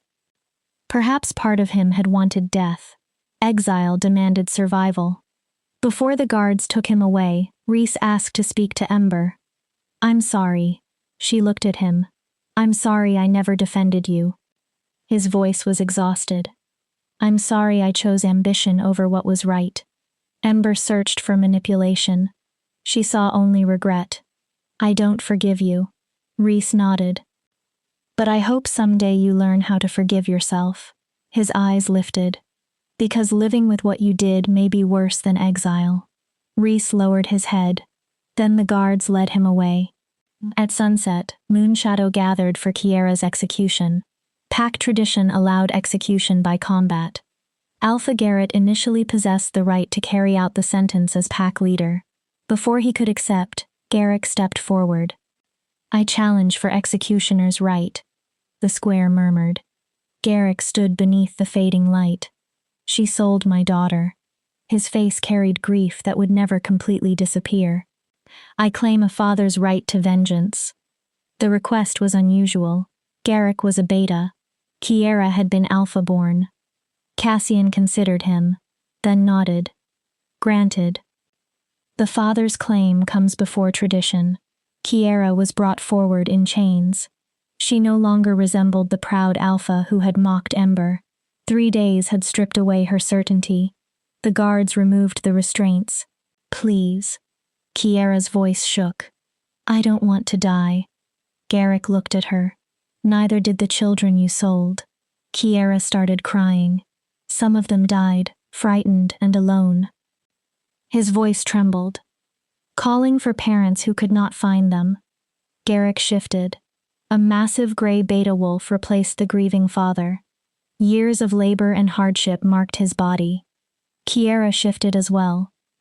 Her russet alpha wolf remained beautiful, powerful, but her spirit had already collapsed. The fight lasted less than a minute. Garrick fought with something rank could not measure. A father's grief. Rage. Love. When it ended, Kiera lay motionless on blood-stained earth. Garrick returned to human form. Then he wept. Ember turned away. She had wanted justice. She had demanded that Kiera answer for what she had done. But watching someone she had once called a childhood friend die left only emptiness. Cassian wrapped his arms around her. Come. He guided her away. You don't need to watch. They left the crowd behind and walked toward a quiet clearing at the edge of Moonshadow territory. Moonlight fell through the branches. Cassian finally spoke. Are you all right? I don't know. Ember looked toward the ground. I thought seeing them punished would make me feel better. Vindicated? Maybe. She exhaled. Instead, I'm just tired. Cassian took her hand. Justice doesn't heal wounds. Ember looked at him. It stops the bleeding long enough for healing to begin. His thumb moved over her fingers. But healing takes time, work, and people who refuse to let you disappear into your pain. Ember studied him. This king had disrupted everything to save her, challenged Moonshadow traditions, accepted political consequences, all for a rejected Omega he had barely known. Why did you really save me? Cassian remained quiet. You felt the mate bond in that circle. Ember swallowed. But you could have ignored it. You could have walked away and avoided all of this. Her voice softened. Why didn't you? Cassian looked into the trees for several seconds. When I was young, my father told me something. He turned back. He said a true alpha's strength is not measured by how fiercely he protects powerful wolves. Cassian stepped closer. It is measured by how gently he lifts those who have no power. His golden eyes held hers. I didn't truly understand him until I saw you kneeling there. Ember's chest tightened. You were surrounded by wolves who should have protected you. Cassian's voice became rougher. They should have valued you. Instead, they chose to destroy you because your death was easier for them than facing the truth. He moved closer. I saved you because allowing them to kill you would have made me part of their cruelty. His hand touched her cheek. I saved you because every instinct in me screamed that you mattered. Cassian hesitated. And because the moment I looked into your eyes, for the first time, the Alpha King looked vulnerable. I knew something in my life would remain incomplete without you. The mate bond burned warmly between them. Tears slipped down Ember's cheeks. I still don't know how to be someone's mate. You don't need to know today. I don't know how to deserve this. Cassian smiled faintly. Then we learn. He pressed his forehead against hers. One day, one moment, until you believe what I already know. Ember whispered, What? That you were never broken. His eyes softened. You were surrounded by wolves too blind to see your light. Cassian kissed her. Slowly, carefully, no demand. Only promise. Under the moon, Ember allowed herself to consider something she had never dared believe. Perhaps she could become whole. The next morning, Cassian gathered Moonshadow pack. Ember stood beside him. I am taking Ember as my mate. The pack became silent. She will stand as Luna of the Northern Territories. Cassian looked across the crowd. Anyone who challenges her position challenges me. No wolf spoke. Then one wolf knelt. Another followed. Then another. Not from fear. Acceptance. The Omega Moonshadow had rejected was now being acknowledged by the wolves who once considered her worthless. A different life waited ahead. Chapter 8. The Luna's Burden. The mating ceremony would take place beneath the next full moon. 10 days away. For Ember, those 10 days existed between two lives. She had left the medical tent and moved into Cassian's private pavilion. The space was large and comfortable. It made her feel protected. It also made her painfully visible. Members of the King's Guard treated her respectfully now. Sometimes Ember caught them watching. She couldn't tell whether their expressions held curiosity, doubt, or disbelief that a formerly rejected Omega could become Luna. Ember wondered the same thing herself. You're thinking loudly again. Cassian sat behind a desk reading reports. Ember lowered the etiquette manual Lyra had given her. I'm always thinking loudly. Cassian looked up. One of my few talents. He smiled.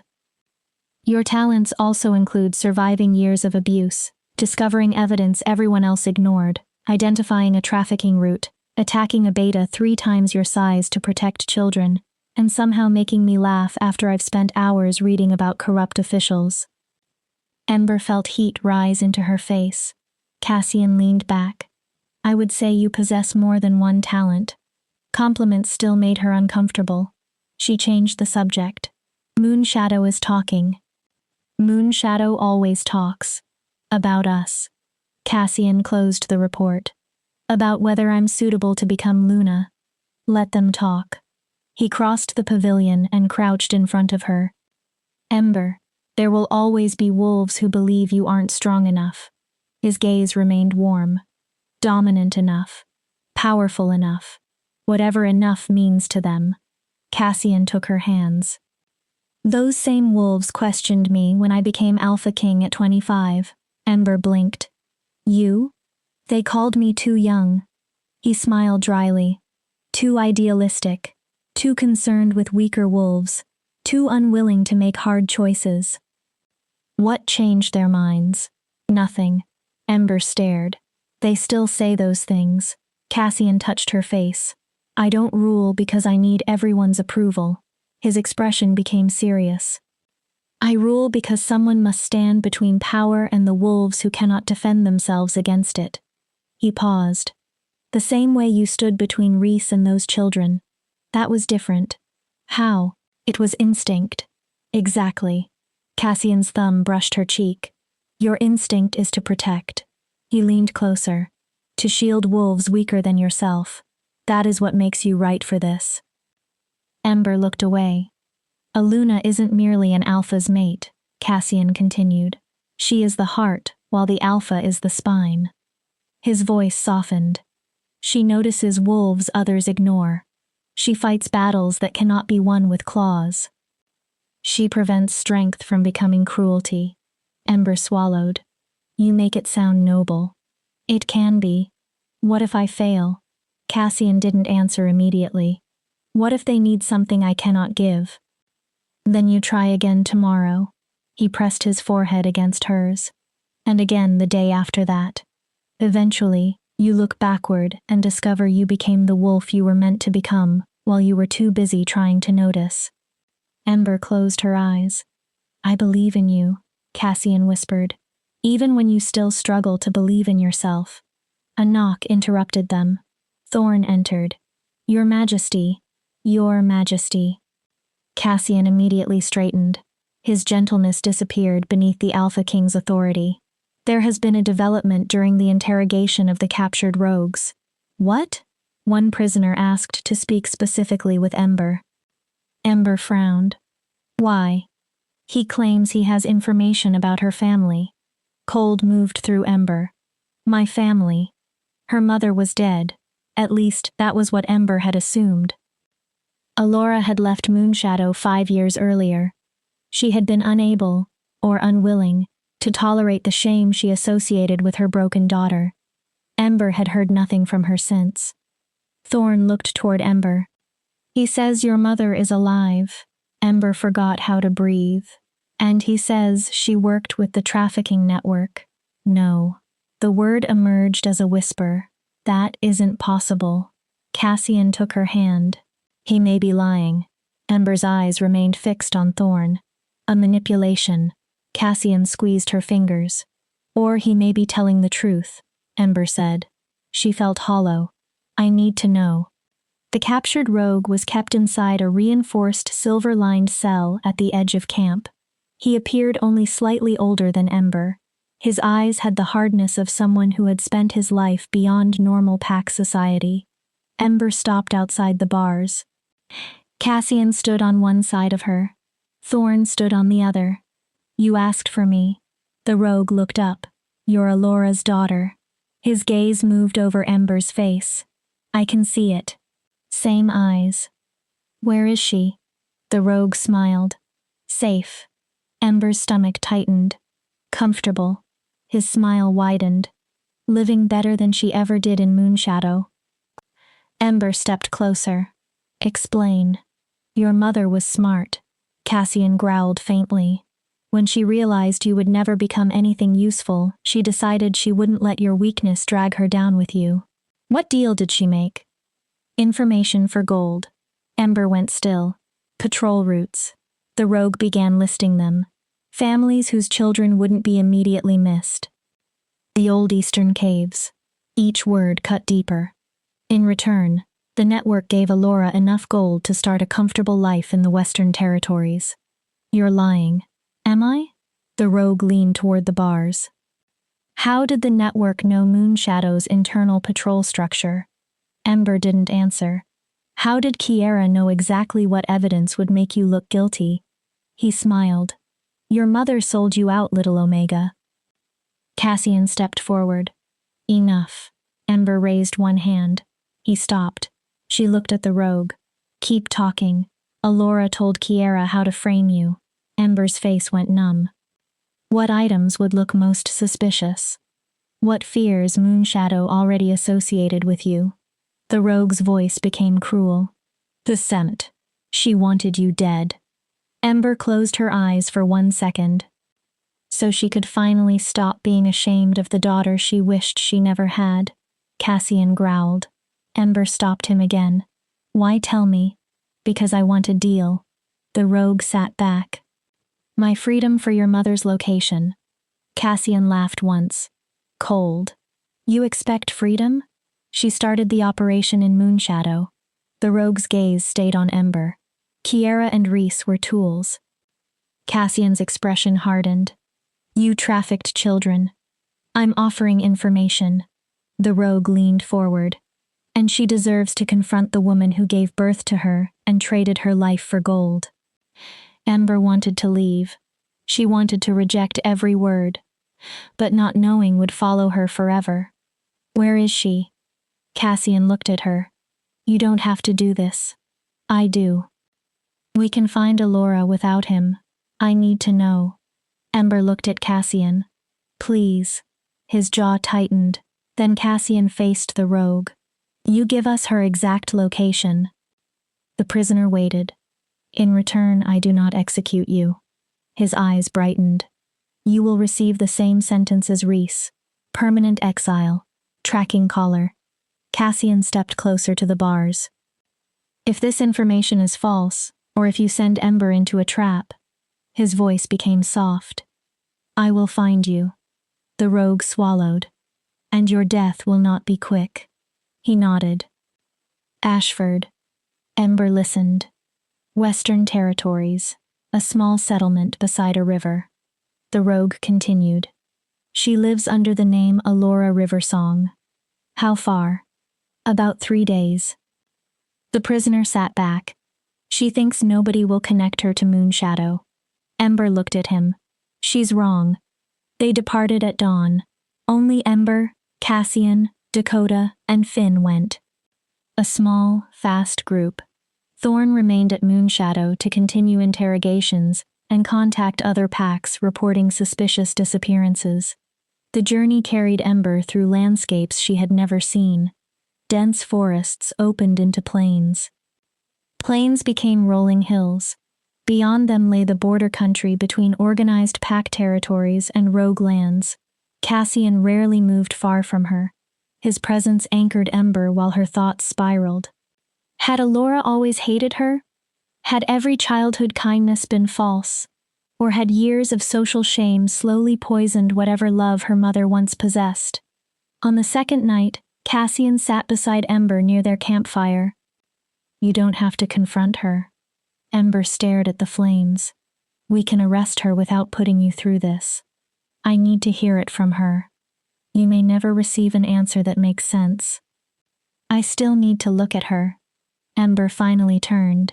I need to understand how a mother does this to her own child.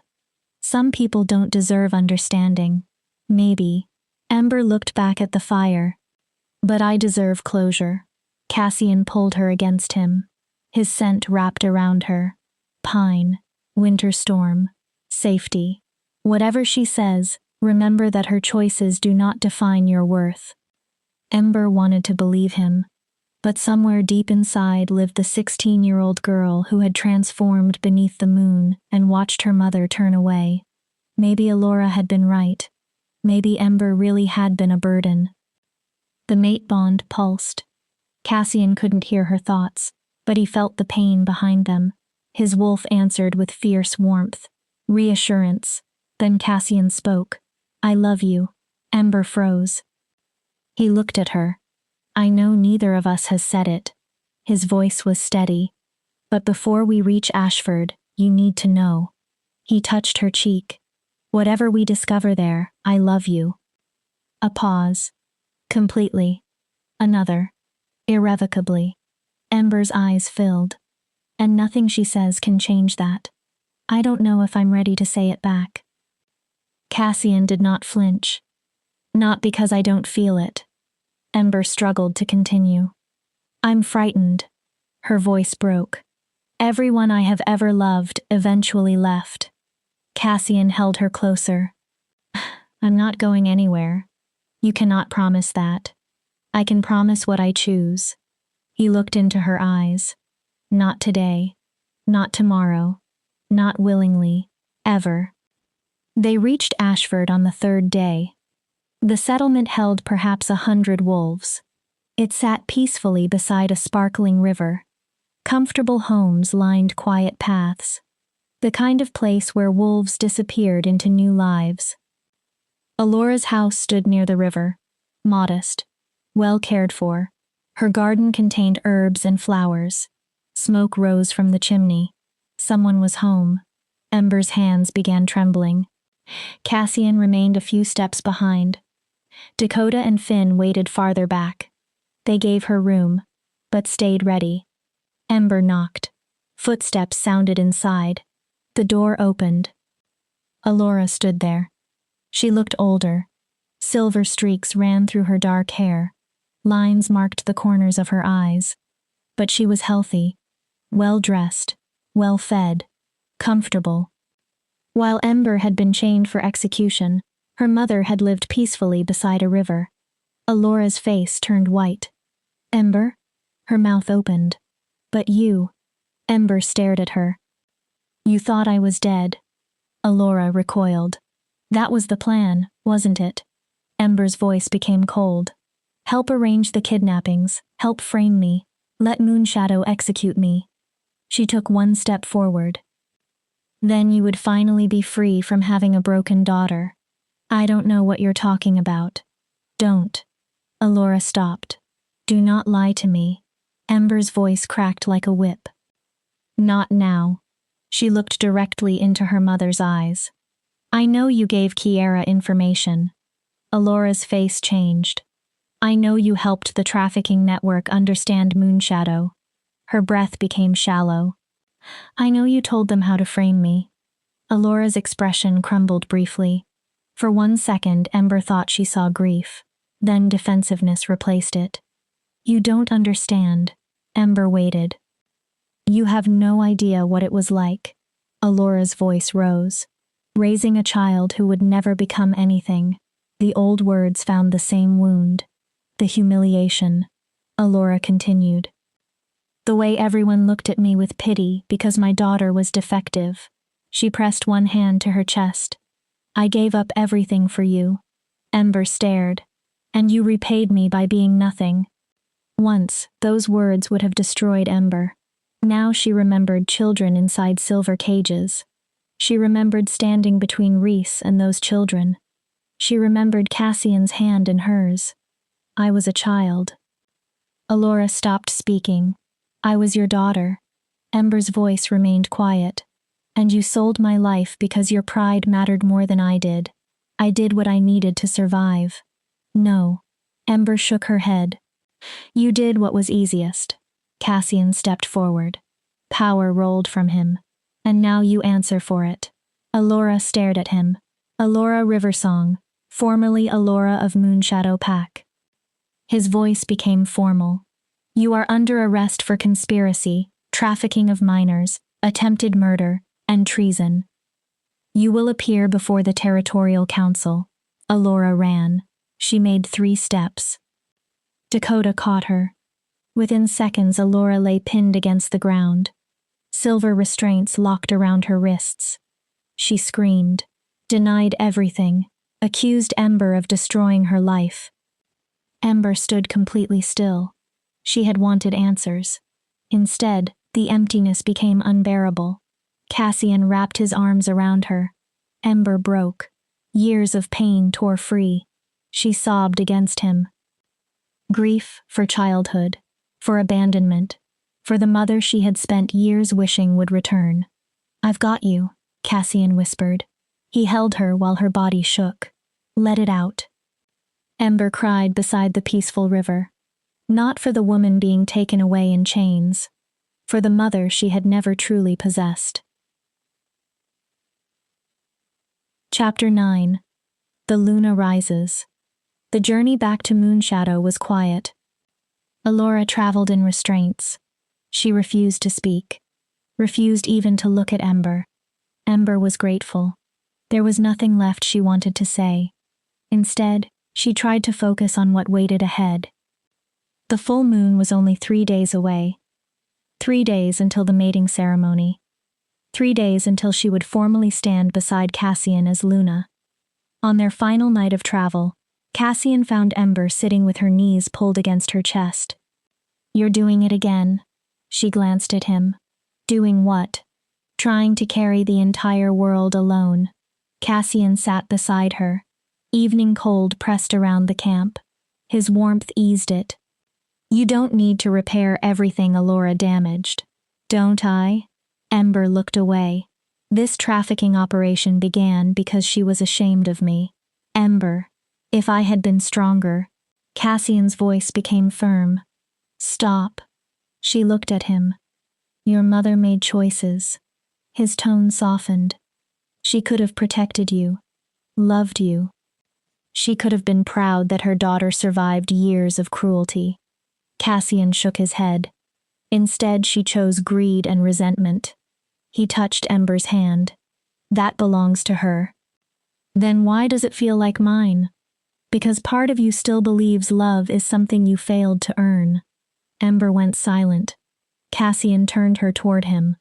If you had only been stronger, more powerful, more acceptable. His eyes held hers. You think she would have loved you.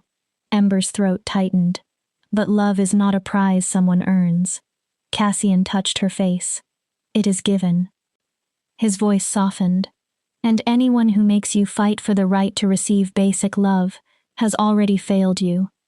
Ember wanted to explain the knot of guilt, anger, and grief still twisting inside her. Cassian kissed her before she could. Soft, steady, the same devotion he had shown since the execution circle.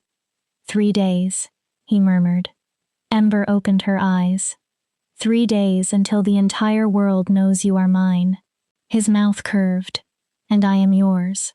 Ember's fear returned. What if I'm not ready? Then I stand beside you while you become ready. What if I fail? Then we fail together. Cassian gave her a crooked smile. And then we stand up and try again. Ember looked at him. You're not afraid? Cassian gave her a crooked smile. I'm terrified. She blinked. That one morning you'll wake up and realize you could have chosen better than a king barely keeping half his territories from arguing with the other half. Ember almost smiled. I worry I won't be enough to repair what they did to you. You are enough. The force of Ember's answer surprised both of them. You're more than enough. She squeezed his hand. You're everything. The mate bond flared. Warm and golden. Something moved inside Ember. Not complete healing. The beginning. They reached Moonshadow at midday. The territory had transformed. Garlands of silver moon blooms hung from trees and buildings. White banners bearing Cassian's crest moved in the wind. A raised platform stood in the central square, decorated with crystals designed to reflect the full moon. Ember stared. Beautiful. Overwhelming. Terrifying. Lyra hurried toward them. Thank the goddess. Relief filled her face. I thought you might miss your own ceremony. She hugged Ember carefully. Representatives are arriving from across the northern territories. Ember's stomach dropped. Alphas, Lunas, council members. Everyone wants to see this. To see whether I'm worthy. Lyra's smile sharpened. Let them judge. She looked Ember over. They'll see what I see. What? A wolf who survived what should have destroyed her. Allura was taken to holding cells. Her formal sentencing would happen later. As the guards led her away, Ember met her mother's eyes once. There was no apology, no affection, only resentment. Ember turned away. She was finished grieving a mother who had never existed. The next 2 days passed in relentless preparation. Lyra taught ceremony protocols, where Ember would stand, what she would say, how she would receive the silver Luna markings on her wrists. Dakota drilled her on the names, ranks, and political importance of visiting leaders. Whenever the preparation became overwhelming, Cassian stole Ember away. Sometimes they walked through the forest. Sometimes they sat beside the river. He reminded her that beneath politics, ritual, and power, this ceremony belonged to them. The night before the full moon, Cassian approached with a small wooden box. I have something for you. Ember opened it. Inside rested a delicate silver necklace. A crescent moon pendant hung from the chain. Inside the curve of the moon sat a tiny glowing stone. What is it? A moonstone. Cassian lifted the necklace. It contains a drop of my blood. Ember looked at him. An old alpha tradition. He moved behind her. A mate carries part of his essence so she can carry his strength even when they're apart. He placed the necklace around her throat. Warmth moved through Ember. Cassian, I don't have anything to give you. You already gave me more than I expected to have. What? Hope. His hands cupped her face. Purpose. Cassian smiled. A reason to become better than the wolf I was. Ember's eyes filled. Tomorrow you become Luna. He brushed his thumb beneath one eye. But tonight you're simply Ember. His expression turned serious. And I want you to know something before titles complicate it. Ember waited. I would have chosen you even without the bond. Her breath caught. If fate had never called you mine, I would still have seen you kneeling in that execution circle. Cassian leaned closer. And I still would have known I couldn't walk away. Ember kissed him.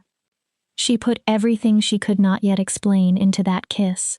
Fear, hope, love. Tomorrow she would become queen. Tonight she was only Ember, a woman who had finally been seen. The full moon rose huge and bright. Representatives from packs across the northern territories filled Moonshadow's central square. They formed a circle around the ceremonial platform. Inside the preparation tent, Ember's heart pounded. She wore simple white silk. Moon blooms had been woven into her dark hair. Cassian's moonstone necklace rested at her throat. Lyra adjusted one final flower. "You look like moonlight became a woman." Ember swallowed. "I feel like I'm about to vomit." Lyra laughed. "That too." She squeezed Ember's hand. "You already survived the difficult part." Music began outside. Drums, flutes, a haunting ceremonial melody. This only makes it official. Ember stepped from the tent. The crowd opened a path. At the far end stood Cassian. Ceremonial armor covered him. Black leather beneath silver plates. Symbols of kingship marked every piece. But Ember barely noticed the armor. She noticed how he looked at her, as if everyone else had disappeared. The mate bond sang. Fear began releasing its grip. Ember walked forward, past wolves who had mocked her, past families who had ignored her, past Elder Moira. The old wolf watched silently. Maybe with approval. Ember climbed the platform. Cassian took her hands. Everything else disappeared. Alpha Garrett, still acting as Moonshadow leader until a replacement could be selected, performed the ceremony. His voice was formal. "Under the moon's witness, we gather to bind two souls." He looked between them. Alpha and Omega, King and Luna, equal partners in leadership and love. Garrett turned to Cassian. "Cassian Shadowborn, Alpha King of the Northern Territories, do you take this wolf as your mate?" Cassian never looked away from Ember. "To stand beside her in strength? Yes. To shelter her in weakness? Yes. To honor her in all things? I do." Cassian's voice carried across the square. "I take Ember as my mate." His grip tightened. "My Luna, my equal in all things." Ember's eyes filled.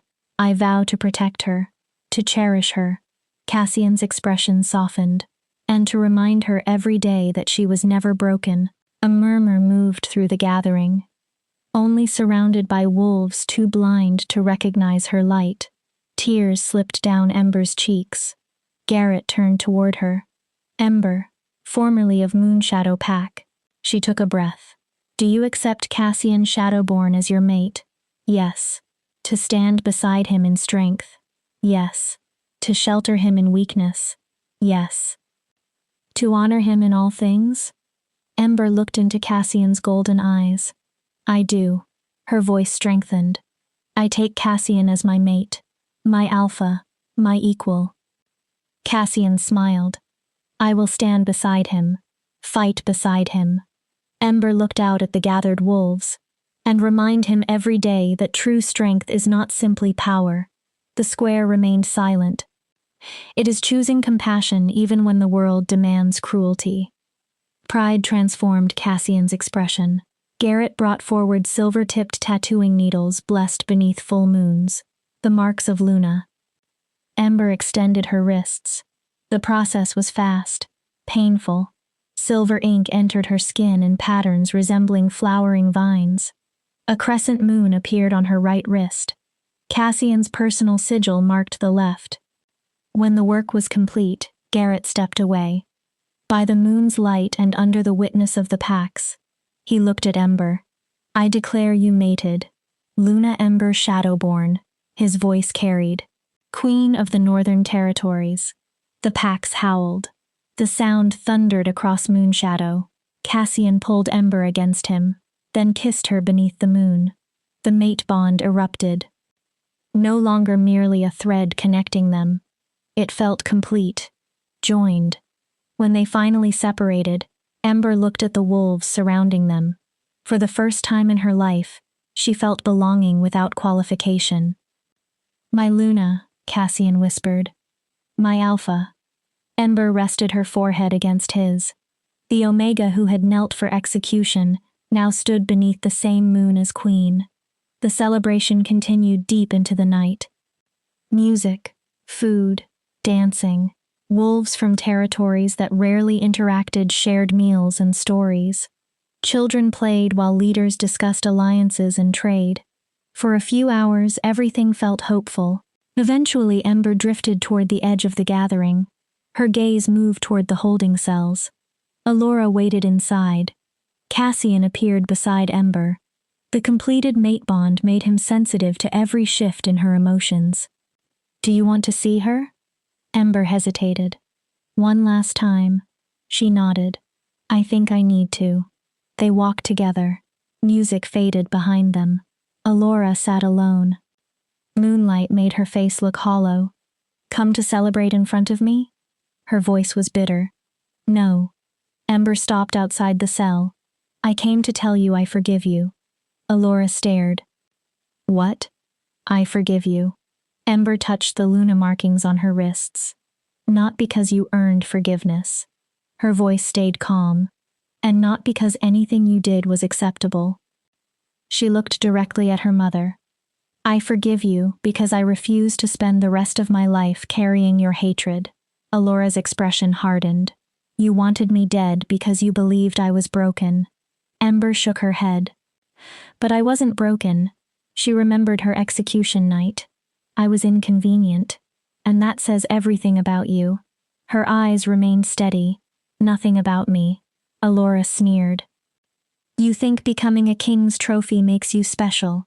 Cassian's expression darkened. "You're still the worthless Omega you always were." "She is my Luna." Cassian's voice became cold as winter. "She survived everything you did to destroy her." He stepped beside Ember. "She became stronger despite you." His eyes hardened. "And she is one of the reasons I still believe there is good worth protecting in this world." Cassian stared at Allura. "She is worth 1,000 wolves like you." Allura had nothing to say. She turned into the darkness. Ember walked away, hand in hand with Cassian. "Thank you," she whispered. "For what?" "For defending me." Cassian squeezed her hand. "Always." They returned to the celebration. Ember let music and laughter surround her. Not everyone there loved her. Perhaps many still doubted her. But for the first time, nobody had the right to deny that she belonged. Tomorrow, Luna Ember would begin making sure other vulnerable wolves were heard. Tonight, she was simply Ember. Loved, mated, home. Chapter 10. The Omega Who Became Queen. 3 months passed. The northern territories changed slowly but unmistakably. Ember stood on the balcony of a new royal lodge built on neutral ground between territories. Cassian had ordered it constructed as a permanent place of governance. Any wolf could come there, to request help, seek justice, report abuse, or simply be heard. That last part had been Ember's insistence. Every wolf deserved to be heard. She watched sunrise move across the forest. Behind her, Cassian woke.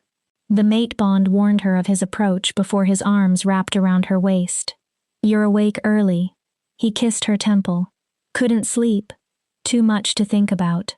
Ember leaned against him. "The council meeting. The reforms. Whether the alphas will agree to policies that challenge the system their authority depends on. They'll listen." Ember almost laughed. "You sound confident." "I've watched you convince them for 3 months." Cassian rested his chin near her shoulder. "You make them understand that power built on suffering is not strength." Slowly, many leaders had begun listening. Ember's reforms started with the wolves most easily ignored. Omegas. Low-ranking families. Children with no political influence. Safe houses were established in every pack. Wolves facing abuse or rejection could seek shelter. Missing person reports entered a centralized system so leaders could no longer quietly ignore disappearances. Packs now faced audits regarding treatment of low-ranking members. Many alphas hated it. Some openly challenged Ember. An Omega Luna ordering powerful leaders to change traditions offended everything they had been taught. Cassian stood beside her through each fight. Threats, political attacks, attempts to weaken her authority. Slowly, other wolves began recognizing what Cassian had seen first. Leadership required power, but power without compassion became cruelty. "I heard from Garrick," Ember said. Cassian looked down. They found Sarah. His arms tightened around her. Alive? Ember nodded. She was being held at a rogue compound in the west. Emotion filled her voice. She's coming home. Cassian closed his eyes briefly. How many recovered now? 15. Ember looked toward the forest. 15 of the 23 Moonshadow children. Her voice caught. The others. Cassian touched her arm. Don't. She swallowed. Some may not. You are not carrying that alone. Cassian turned her. We save the wolves we can. His expression became grim. For those we cannot, we find justice. Ember nodded. But I have to keep trying. Destroying trafficking networks had become one of her central missions. Reese's information and statements from captured rogues exposed operations across a dozen territories. Some networks were destroyed. Others remained under investigation. The work was dangerous. During the previous month, Ember had survived 2 assassination attempts. Traffickers wanted the new Luna gone. Each time the King's Guard protected her. Each time Ember stood again. Because quitting would mean accepting that wolves like the girl she used to be did not matter. Ember would rather die than believe that again. The council, Cassian reminded her. Ember exhaled. Right. Ready? As ready as I'll ever be. The council chamber filled completely. Every Northern Alpha attended. Their Lunas, Betas, advisors, representatives from neighboring regions had also arrived after hearing about Ember's reforms. Everyone wanted to know whether an Omega Queen could truly restructure centuries of hierarchy. Ember stood at the front. Cassian remained beside her. She could feel every stare, suspicion, hostility, curiosity, and from a few lower-ranked wolves, hope. Thank you for coming. Ember's voice remained steady. I understand many of you traveled considerable distances to be here. Alpha Marcus of Ironwood growled. Get to the point. We have territories to govern. Ember did not flinch. Very well, she looked across the room. For centuries, our packs have organized power around physical strength. She gestured toward the documents before each leader. Alphas above betas, betas above omegas. This created stability. Several alphas nodded, but it also created suffering. A voice interrupted. The strong survive. That is nature. Is it? Ember looked toward the speaker. Wolves survive in coordinated packs. She allowed the challenge to hang. A pack does not survive because one wolf is stronger than everyone else. She continued. It survives because each member contributes. Her gaze moved across the room. Hunters, healers, teachers, caregivers, warriors, scouts. Even pups grow into roles the pack eventually needs. She touched the documents. I am not proposing the complete removal of hierarchy. Some tension eased. I am proposing that we stop defining strength by one trait. Ember spoke carefully. Physical dominance is strength. But so is intelligence, creativity, empathy, healing, building, nurturing. Someone scoffed. You expect an Omega to have the same value as an Alpha? I expect every wolf to be valued for contribution rather than biology. Ember didn't hesitate. A healer who saves a life matters as much as a warrior who takes one. The chamber grew quieter. A teacher shaping young wolves matters as much as a patrol leader guarding borders. Her voice strengthened. And an Omega who notices what alphas ignore can prevent tragedies physical strength failed to see. The chamber erupted. Arguments collided. Some leaders supported her. Most resisted. Cassian let the noise continue briefly. Then, enough. Silence. His authority filled the room. You question my Luna. Cassian looked from one alpha to another. So answer something. No one spoke.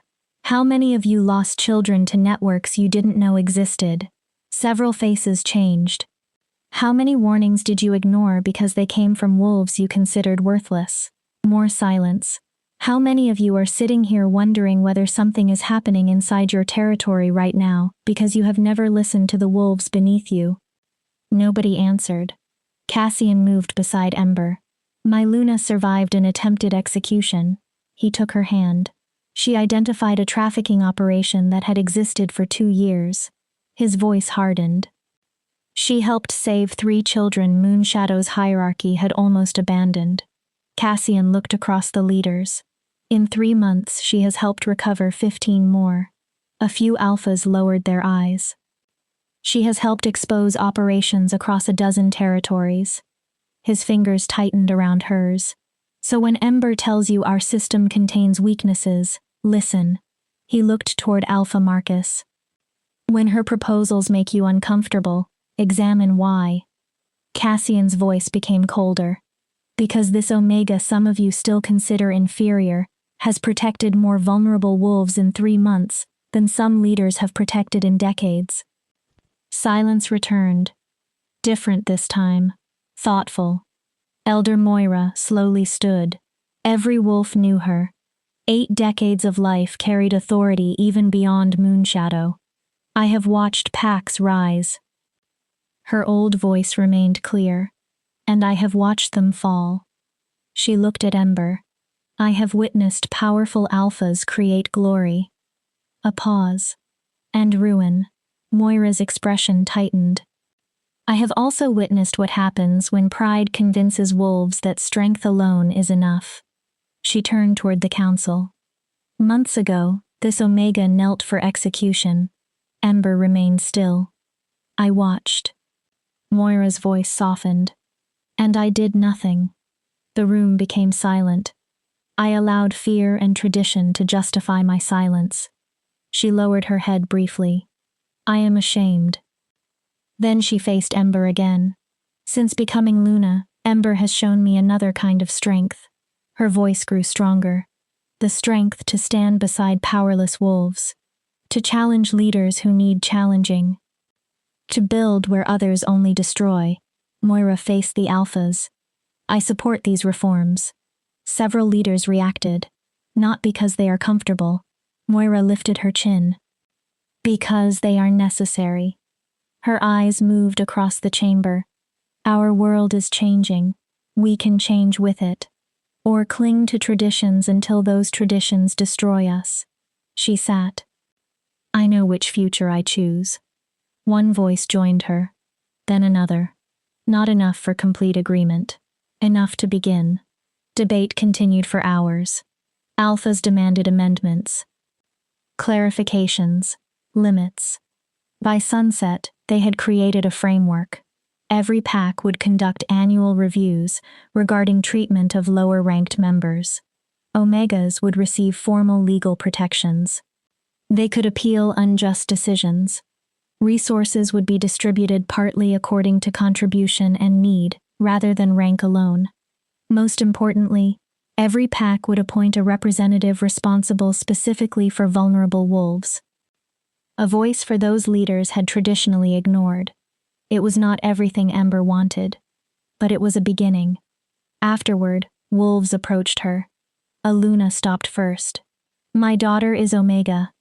Tears filled the woman's eyes. I've spent years afraid of the life waiting for her. She smiled. Now there may be hope. Another wolf approached. A young beta. My brother tried reporting corruption. His voice shook. No one listened because he lacked rank. He looked at the new reforms. If these laws existed earlier, maybe he would still be alive. Each story lifted one weight from Ember and placed another responsibility on her shoulders. She was no longer fighting only for herself. That night, Ember and Cassian stood on their balcony. The moon rose behind them. You did it. Cassian pulled her close. You changed the world a little today. We changed it. Ember turned in his arms. I could never have done this without you. You would have found another way. No. She touched his face.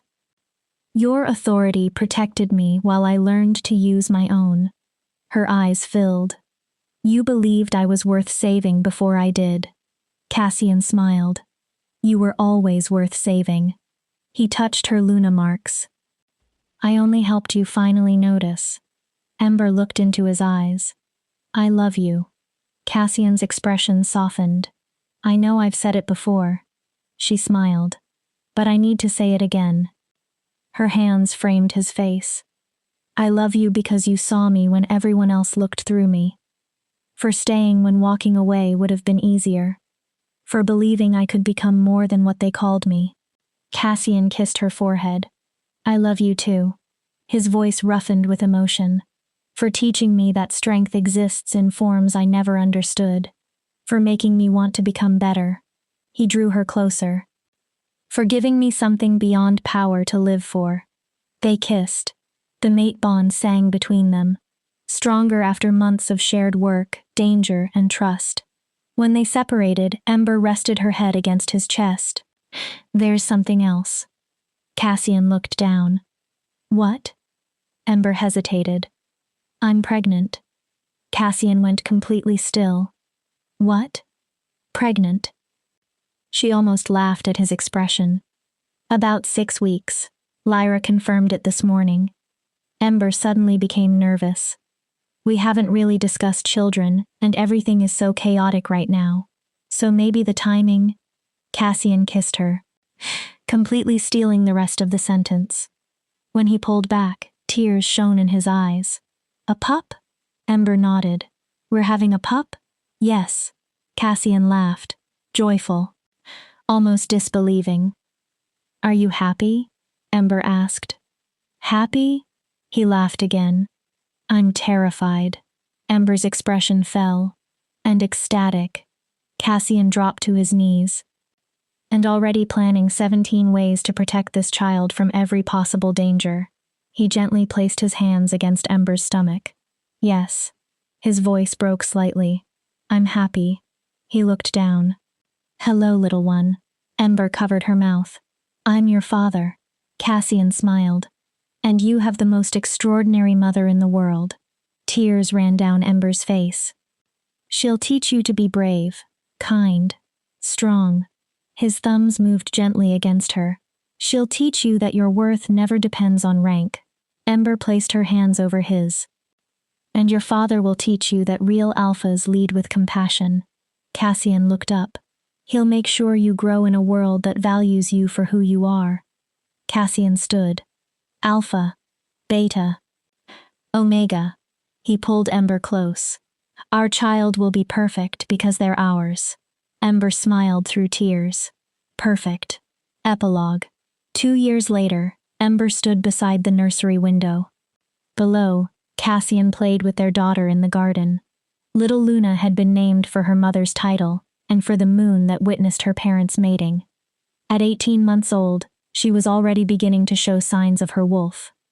Healthy, curious, playful. No one knew what rank she would develop. Thanks to everything Ember had fought for, it would not define her worth. Cassian partially shifted and chased Luna across the garden. He deliberately let the toddler escape. Her laughter carried through the open window. The nursery door opened. Lyra entered holding reports. Latest territory numbers. Ember turned. Lyra smiled. Missing person reports are down 70% since the voice program began. Ember's expression brightened. Reported Omega abuse cases have fallen by almost half. She looked at the next page. And 8 more trafficking victims have been recovered. Ember's smile disappeared into emotion. 8? Lyra nodded. That makes 31. 31 children coming home. Ember looked back toward the garden. 31 families. Families who have you to thank, Lyra said. Not me alone. Ember turned toward her friend. Every wolf who decided tradition wasn't enough. She looked down at the silver markings on her wrists. Every alpha who chose compassion. Every omega who finally found the courage to speak. The Luna markings that once seemed impossible now felt like they had always belonged on her skin. I was a broken omega kneeling for execution. Ember spoke quietly. Now I'm Luna. She smiled toward her daughter. A mother. A wolf who can protect others who cannot protect themselves. Lyra watched her. If someone like me can change this much, then others can too. Below, Cassian looked toward the nursery. He waved. Luna copied him with one tiny hand. Love tightened Ember's chest. She had survived rejection. Betrayal. Abandonment. An execution sentence. She had turned that pain into purpose. The world was not perfect. Not every missing child had returned. Not every alpha supported reform. Not every trafficking network had been destroyed. But the invisible were becoming visible. Their voices mattered. And the work continued. Cassian entered the nursery later and wrapped one arm around Ember. She leaned against him. Outside, the moon began rising over the northern territories. Ember placed one hand gently against her stomach. A second pup had already begun growing there. Cassian noticed the gesture and smiled. In the garden below, little Luna laughed as she chased moonlit insects between the flowers. Across the territories, wolves who once believed themselves disposable were learning otherwise. One reform at a time, one rescue at a time, one voice at a time.